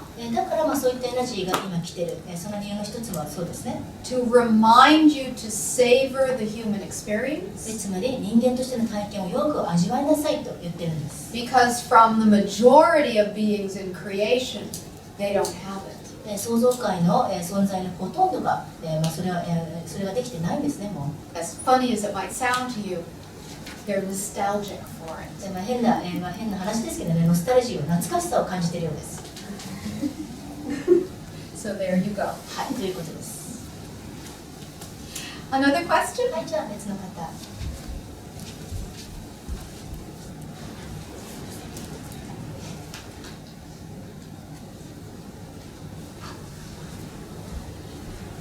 じめまして。初めて来ました。ここに来るまでにちょっと不思議な体験をしていて、皆さんももしかしたらこういう体験されてるのかなと思ったんですけど、10年ぐらい前に江戸川慶心の飛行セラピーを受けたことがあるんです。で、その時に私が見たものは、自分が宇宙人でExcuse us for a moment. ちょっと待ってくださいね。なんか、Is this microphone even working? このマイクのせい。Yours? It's hers. はい。どなたのマイクでしょうかね。何もいいのかなって。聞いてませんね。あ、It's not working anyway. So. Then we don't. じゃあ、いらないです。どっちのマイクでしょうかね。今、今私の通訳の消しました。消えてるといい感じですよね。聞いませんね。はいはいはい。It's not speaking anymore. あ、OK。はい、じゃあ、続けてください。すみません。宇宙人で。そうだね、そういうのも体で。あ、何色ですか。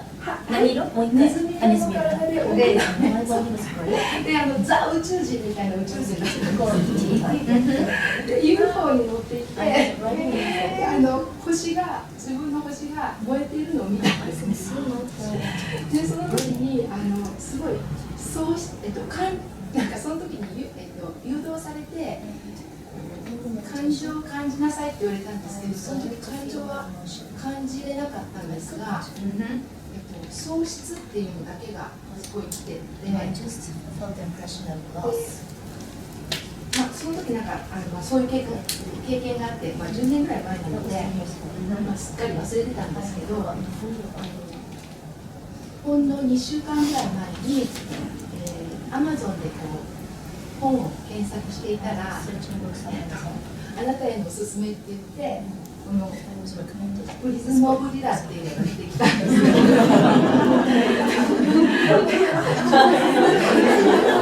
この表紙が私が見た宇宙人だったんです。それでこれは買わなきゃと思って買って購入して読んでみたら、エイベックス人の方に全部私が見たものが載ってたんですよ。それで初めてこのリサ・ロイヤルさんっていう方のを知って、で検索すると今日本に来てらっしゃるっていうので興味を持ちました。Wonderful story. 素晴らしいストーリーですね。質問ではないですけど、Alright. こういうどういう解釈をすればいいのか。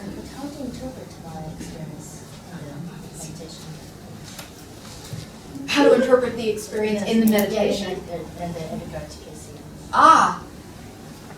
Seems pretty straightforward to us. ケイシーのイメージ誘導瞑想で、体験されたことはもうそのままの意味だと思いますけどね。You're remembering another lifetime つまり別の人生を思い出したってことです。as one of those beings. そしてあなたもそういう存在だった。We call them zetas. 私たちはゼータと呼んでいます。ゼータ種族ですね。ゼ And ータレティクル。one of the keys is that when you were asked to what you were feeling 特に肝心なところが感情を感じなさいと言われたとき、and you couldn't feel your emotion, 感じれなかったとおっしゃいましたね。 that's the zetas. まさにゼータです。From that era, we would call it first era zeta. おそらくその時代のゼータであったのであれば第一期ですね。初期のゼータです。That's a big confirmation. それが大きな答え合わせですね。感情を Your 感 higher self must really want you to connect with this stuff じる。あなたの somehow 対応 right する人 now. はよほど今この、こういった、こういった素材に、興味を持ってほしかったんでしょうね。So welcome to our family. Yes? ようこそ。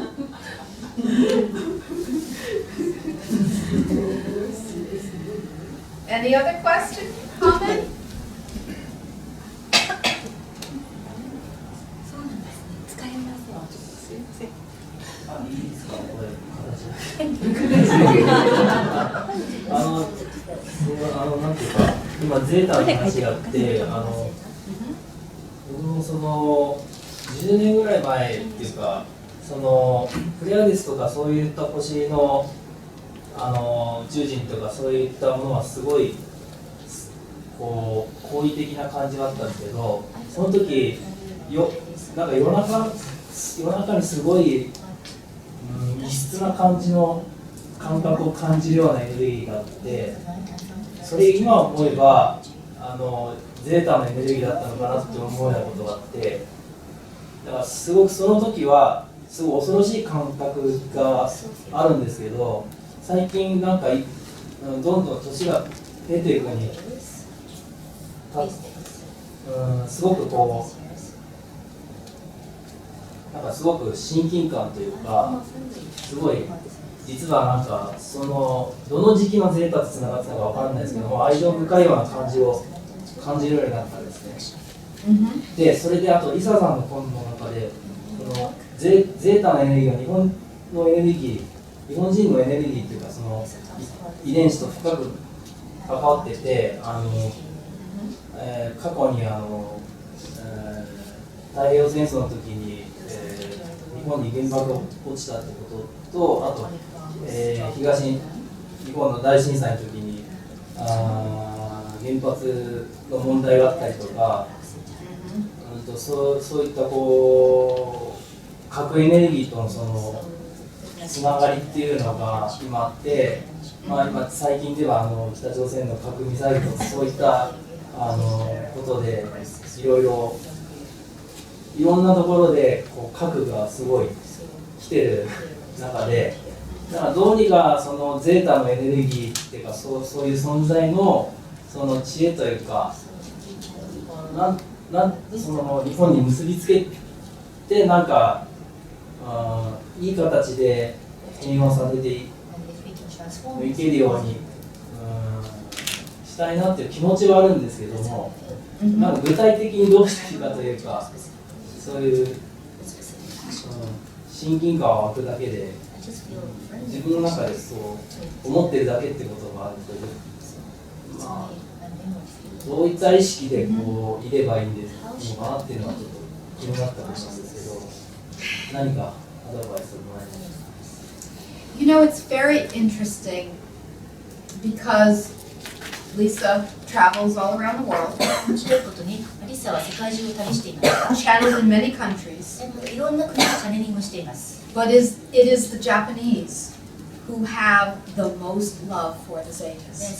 ータを最も愛しているのは日本人の方です It is amazing to us, びっくりするわけです and that alone is proof of your connection. もうそれ自体がもう、ご縁があるという証拠ですね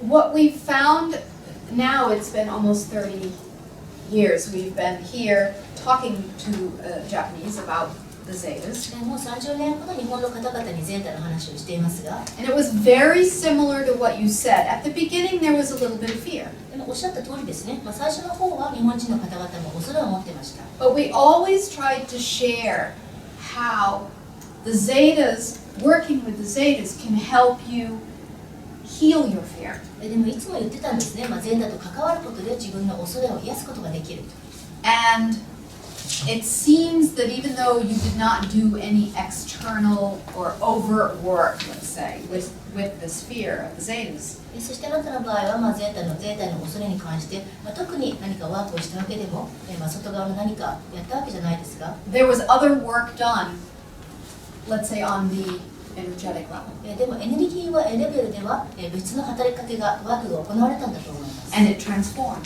そして変容が起きた And it's really interesting you made the connection with the atomic energy. そしてまた原子力ですね、核エネルギーとのつながりもいうこともおっしゃってましたね興味深いです As you know, the original Zeta planet had a lot of issues with atomic energy also. でまたゼータのいた、惑星もですね、核エネルギーに関していろんな問題を抱えてました So not only is there that genetic connection between you and the Zetas, but there's also connection between the Japanese experientially with the Zetas as well. なので、ゼータと日本人は遺伝子的なつながりもあればその体験としてもですね共通の体験をしているわけですね On that DNA level, or you could say on the holographic blueprint level, the Japanese carried the Zeta history. なので、日本人は DNA レベルでそしてホログラフィックな青写真のレベルでゼータの歴史をこれまで抱えてきたと思います You know their history. 皆さんは彼の歴史を知っています And you can connect with their experiences at a level of love and compassion that a lot of other groups on your planet cannot. そして地球上の他の人々のない愛とそして慈しみをゼータに対して持ってますね So in terms of what you can do, じゃあそれに対して何ができるのか well, it's hard to do anything until the planet acknowledges they exist, yes? まずは地球人がゼータの存在をまずはその認めてからですね、そこからじゃないと何もできません Therefore, what you can do is continue to build your relationship. しかし皆さんにできることはこれからも関係を築き続けることです Perhaps reach out to them more もっと心の中で彼らに呼びかけてもいいですね in meditation or contact work. 瞑想してもいいしコンタクトワークでもいいです There are many people in this room who've worked with their energy a lot with Lisa, so connect with them too. この部屋にはリサを通じて、ゼータのエネルギーに関わっている人多いですから、彼らに聞いてもいいでしょう。 So the word is connect. なので、キーワードはコネクトですね、つながるということです。 Connect with the energy. エネルギーとつながる。And then it's going to take you where you need to go. エネルギーとつながることで必要なところに行けると思います。 Does that help? 必要な方向に。これでいいですか？ありがとう Thank you. They are more than willing to connect with you. 彼らはですね、もう本当に思いっきり皆さんとつながりたいと思ってます。They're very excited to connect with you, すごく actually. ワクワクしてますよ。 So, do you want an energy exercise じゃあここでエネルギーワークに入りましょうか。 or more そ questions? れともさらに質問しますか？はい。 Someone has a question? All right.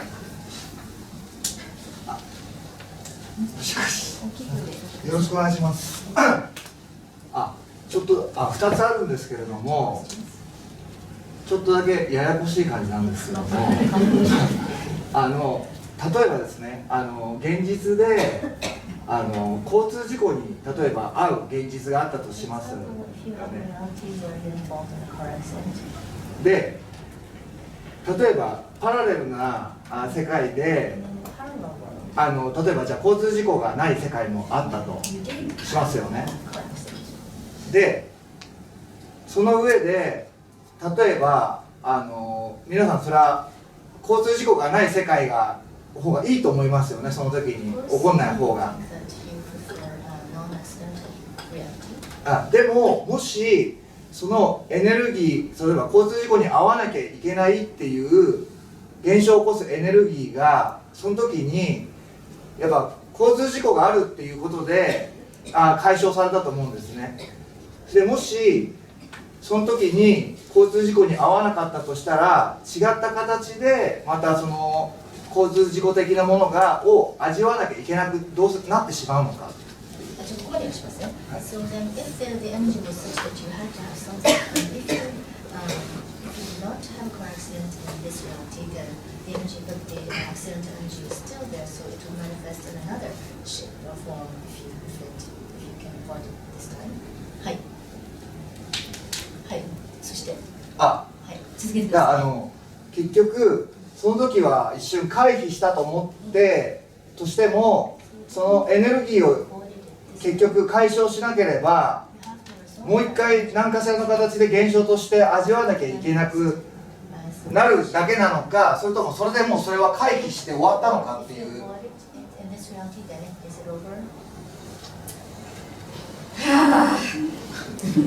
It's not complicated. ややこしくはないです。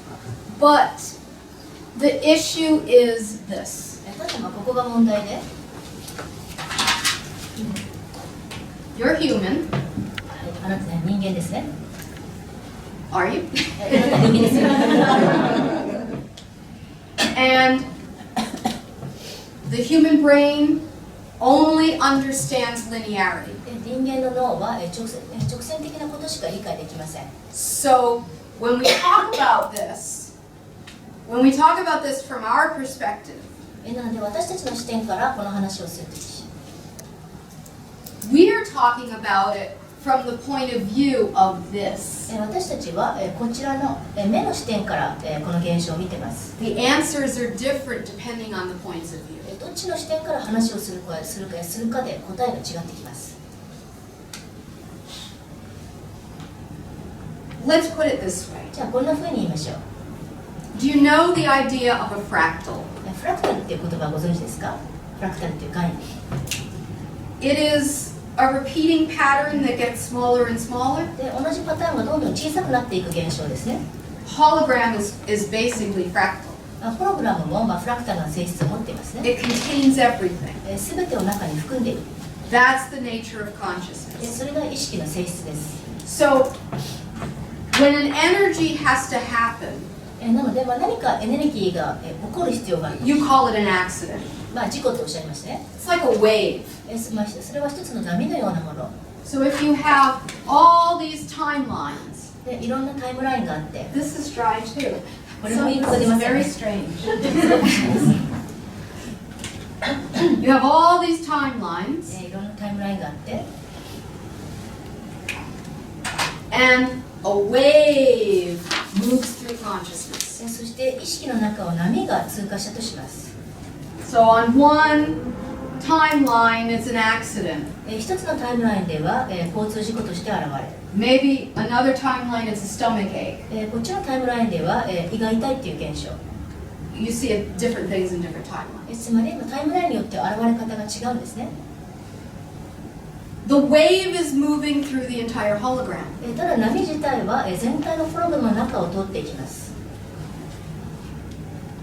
But the ego ただ人間の自我、エゴは can't control it, can't choose it. どんな体験をするかはコントロールできないし選ぶこともできません。 It tries to.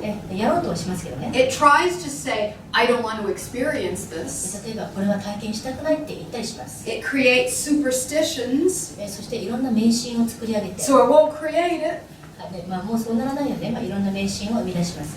But 験担ぎってことですね。 It can never avoid it. しかし決して回避することはできないんです。 So third density reality then じゃあ第三密度の現実は、 is spent trying to control and to avoid.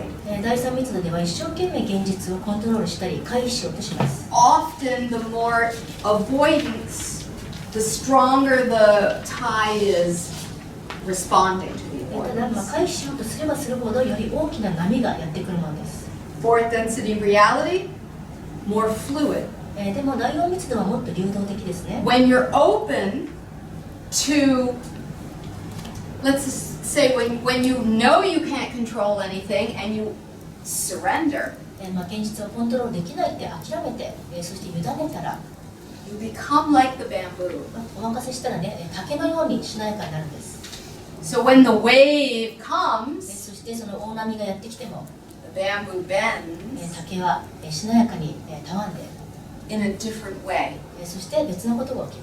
Third density, the bamboo is like cedar, 第三密度では竹ではなく杉の木のような状態 a です。 thin, let's say a thin branch, 細い枝みたいな感じで、 it breaks そしてバキッと折れちゃいます。 because you're resisting. 抵抗してるからです。 Fourth density, 第四密度では flow. 流れに乗ってます。 So consciousness responds to these waves that move through the timelines. ですから、意識というものはタイムラインの中を動いていく波に反応します。 How you experience the waves depends upon your state of consciousness in any given timeline.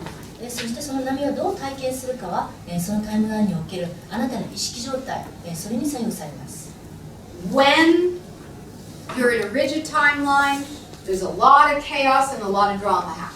かたくなな意識、タイムラインに行くときは、たくさんカオスがあって、いろんなドラマチックなことが起きます。 When you are in more of a fluid consciousness like fourth density, when the waves go through the timelines, there's not as much chaos and trauma. しかし、第四密度的な意識のような非常に流動的な、柔軟な意識であれば、波がタイムラインを通っても、それほど、トラウマや痛みはありません。 Because your consciousness is responding differently. っていうのは意識が違う反応の仕方をしているからです。 The point is, the human cannot drive the chariot through the timelines. ここでポイントはですね、人間はこのタイムラインの中を通る車の手綱を取ることができないということです。 Meaning the human cannot control it. つまりは人間の側ではそれはコントロールできないと。 We don't know whether we're answering your question, but the question we feel was asked more from a human perspective, which the answer would never make sense from that perspective. これで答えになったかは分かりませんが、でも多分今回の質問は人間的な視点からの質問だと思うんですね。でもそれでは、それではコントロールできないということです。 Does this help a little bit? これで役に立ちましたか？はい、ありがとうございます。それに付随した質問なんですけれども、例えば今度例えば、今回ちょっと交通事故っていう例えでしたんですけれども、そのを味わうエネルギーがあるとしますよね。未来にどうしても味わわなきゃいけないっていうものを、例えば悲しみ、さっきも言ってたんですけど、悲しみも痛みも、例えば喜びも楽しさとかも同じエネルギーなんですよね。ちょっとこれ確認なんですけれども、元は同じなんですよね。 Yes. ってことは未来のその交通事故を同じエネルギー分ぐらいのハッピーにもやっぱり選べるってことなんですよね。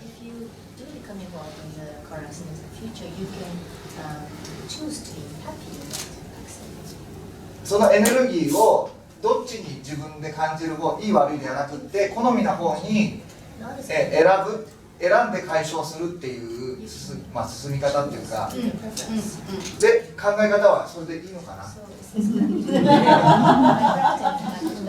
Kind of. Kind of.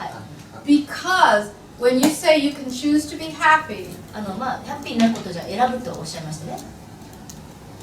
that's the first place we're going to look at. じゃあまずそこを見ていきましょう。 If you choose happiness to avoid feeling pain, ただハッピーを選ぶ動機がですね、痛みを回避するためにハッピーを選ぶなら、 then you just keep creating the same energy. そしたらやはり同じエネルギーを作り出すだけです。However, so we're going to give you a different way of looking at じゃあ this. 別の視点から見ていきましょう。 This is the key to navigating fourth density. これこそが第4密度を舵取るための、舵取りするための鍵です。 Ready? Secrets of the universe ですね here. 宇宙の秘密を知りなさい。 Every moment, be open to what presents itself. 毎週毎週目の前に現れることにオープンになってください。受け入れてください。 If it's pain, それが痛みであっても、 be fully present with it and let it be your teacher. その痛みと完全に共にあって、そして痛みに教えてもらってください。 If it's joy, 痛みを死として仰ぐ。 be fully present with that and let it be your teacher. そしてもしそれが喜びであれば、完全に喜びを味わい、喜びに教えてもらいましょう。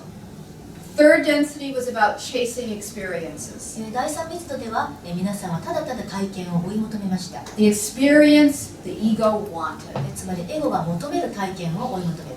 thus creating the split. そうすると分離が起きます。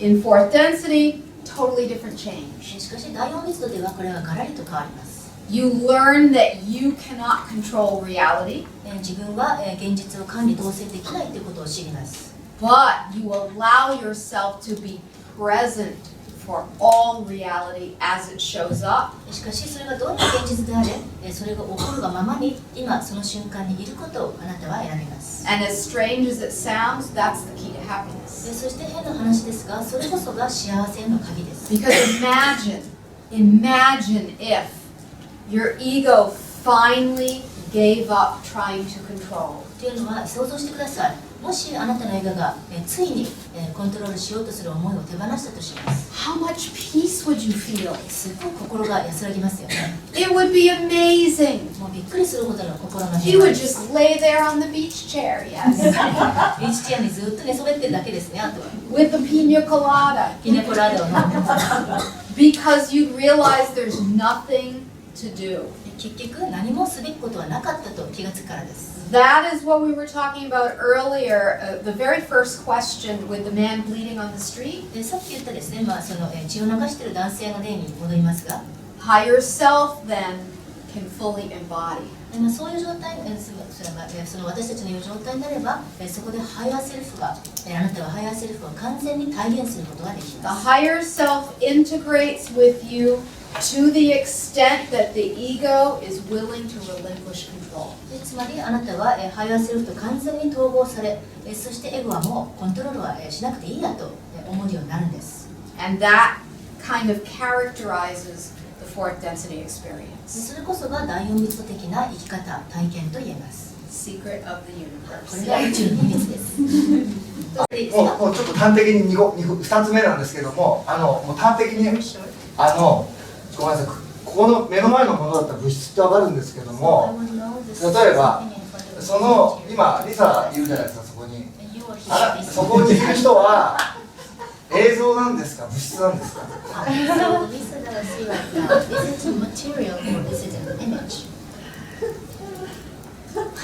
What is material? じゃあ物質って一体何でしょう。 Material is only real from the ego point of view. 物質がリアルなのはエゴの視点から見た時のみですね。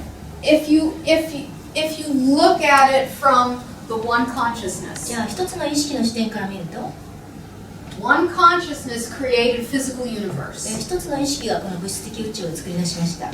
It's kind of like creating a movie theater inside of itself.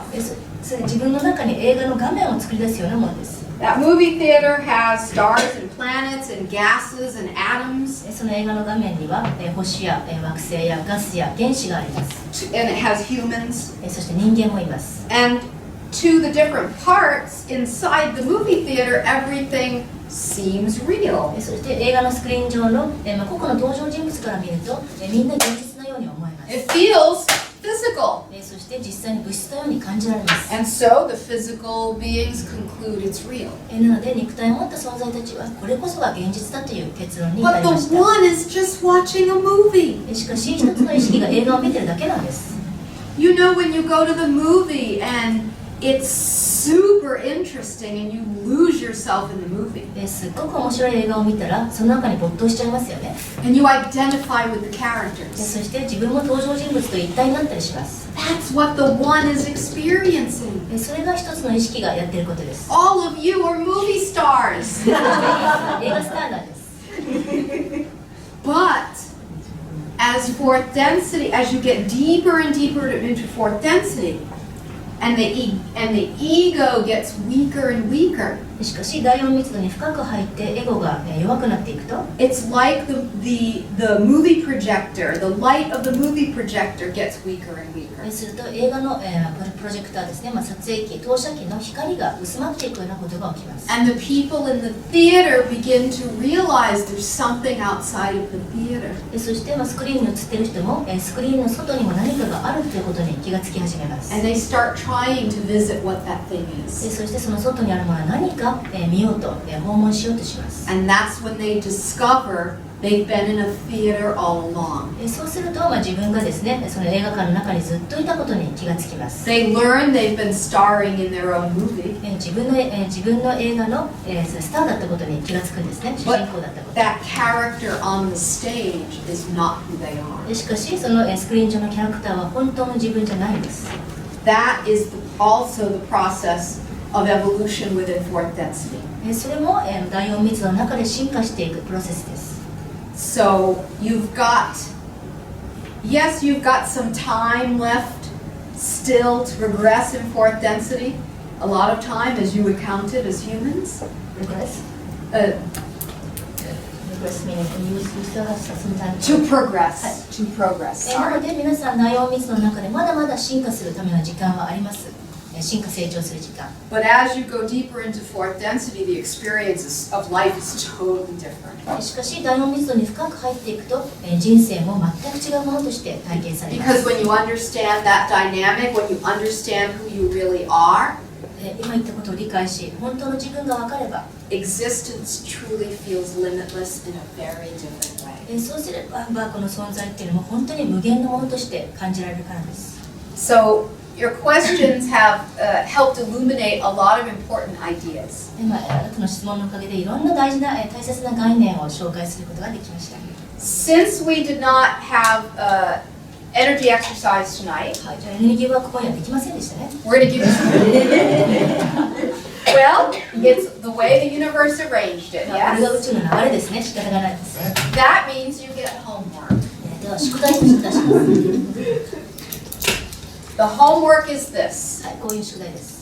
When you go home tonight, 今日自宅に帰られたら、 and let's say you take your bath, お風呂に入ったとします。 so you're sitting in the bath, でお風呂にその中で、 really feel the water お湯の中でよくそのお湯の感触を、感じてください。 and feel it as a metaphor for consciousness. そして、で、お湯をですね、意識だと思ってくださいね。 Specifically, metaphor for Andromedan consciousness. で特に今回はこのお湯をですね、アンドロメダ意識として、考えてください。 Now, you can either get out of the bath and finish this, or you can do this in the bath. It doesn't matter. でそしてここから言うところはですね、お湯の中でやってもいいし、お風呂から出てやってもいいですが、 But imagine that the water is fully enveloping you. そのお湯、その水が完全にあなたを包み込んでいると想像しま We す。 just don't want you to drown in the bathtub. お Yes. 風呂で溺れてほしくないですからね。Or you can go in your bed and get under the covers and do the same thing. あるいはですね、ベッドで布団をかぶってやってもいいです。 And let yourself breathe in the water. そしてその水を、いわば吸い込むんですね。 Now the water is really a metaphor for the quantum energy. ここで水またはお湯は量子のエネルギーの例えです。 But it's also going to contain the frequency of that Andromedan energy we were talking about tonight. そしてこの水には今まで言ってきたアンドロメダのエナジーも含まれます。 And it'll help with balancing the seesaw a こ little うする bit. ことで、シーソーのバランスが少し取れるんです。 And it's possible also for some of you that that Andromedan energy as you fall into sleep will be like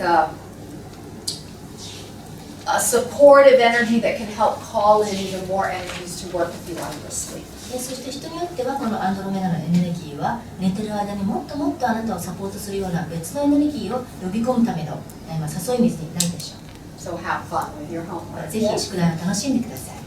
All right. Thank you very, very much for your attention and your wonderful はい questions. では皆さんのご成長とそして素晴らしい質問に深く感謝します。 More than anything, no. As you said to Lisa during break, everything is going to be okay. で何よりもですね、そのさやかさんがさっきリサにも言ったように、すべては OK です。大丈夫です。 You have so much loving energy supporting you. ということどういう意味かというと、たくさんの愛情深いエネルギーが皆さんをサポートしているということです。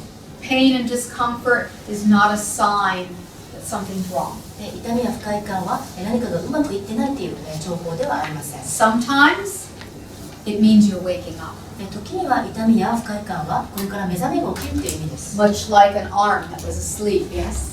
ずっと麻痺していたね、ずっとしびれていた腕がこれから元に戻るような目覚めるような感じです。 Be fully present with the experience. なので、どんな体験であれ完全にそこにいて体験してください。 And you will surprise yourself with what comes next. そうすれば次に起きることにびっくりするかもしれません。 Much love to each and every one of you. 皆さん一人一人にたくさんの愛を送ります。 And a fond good night. そして良い夜をお過ごしください。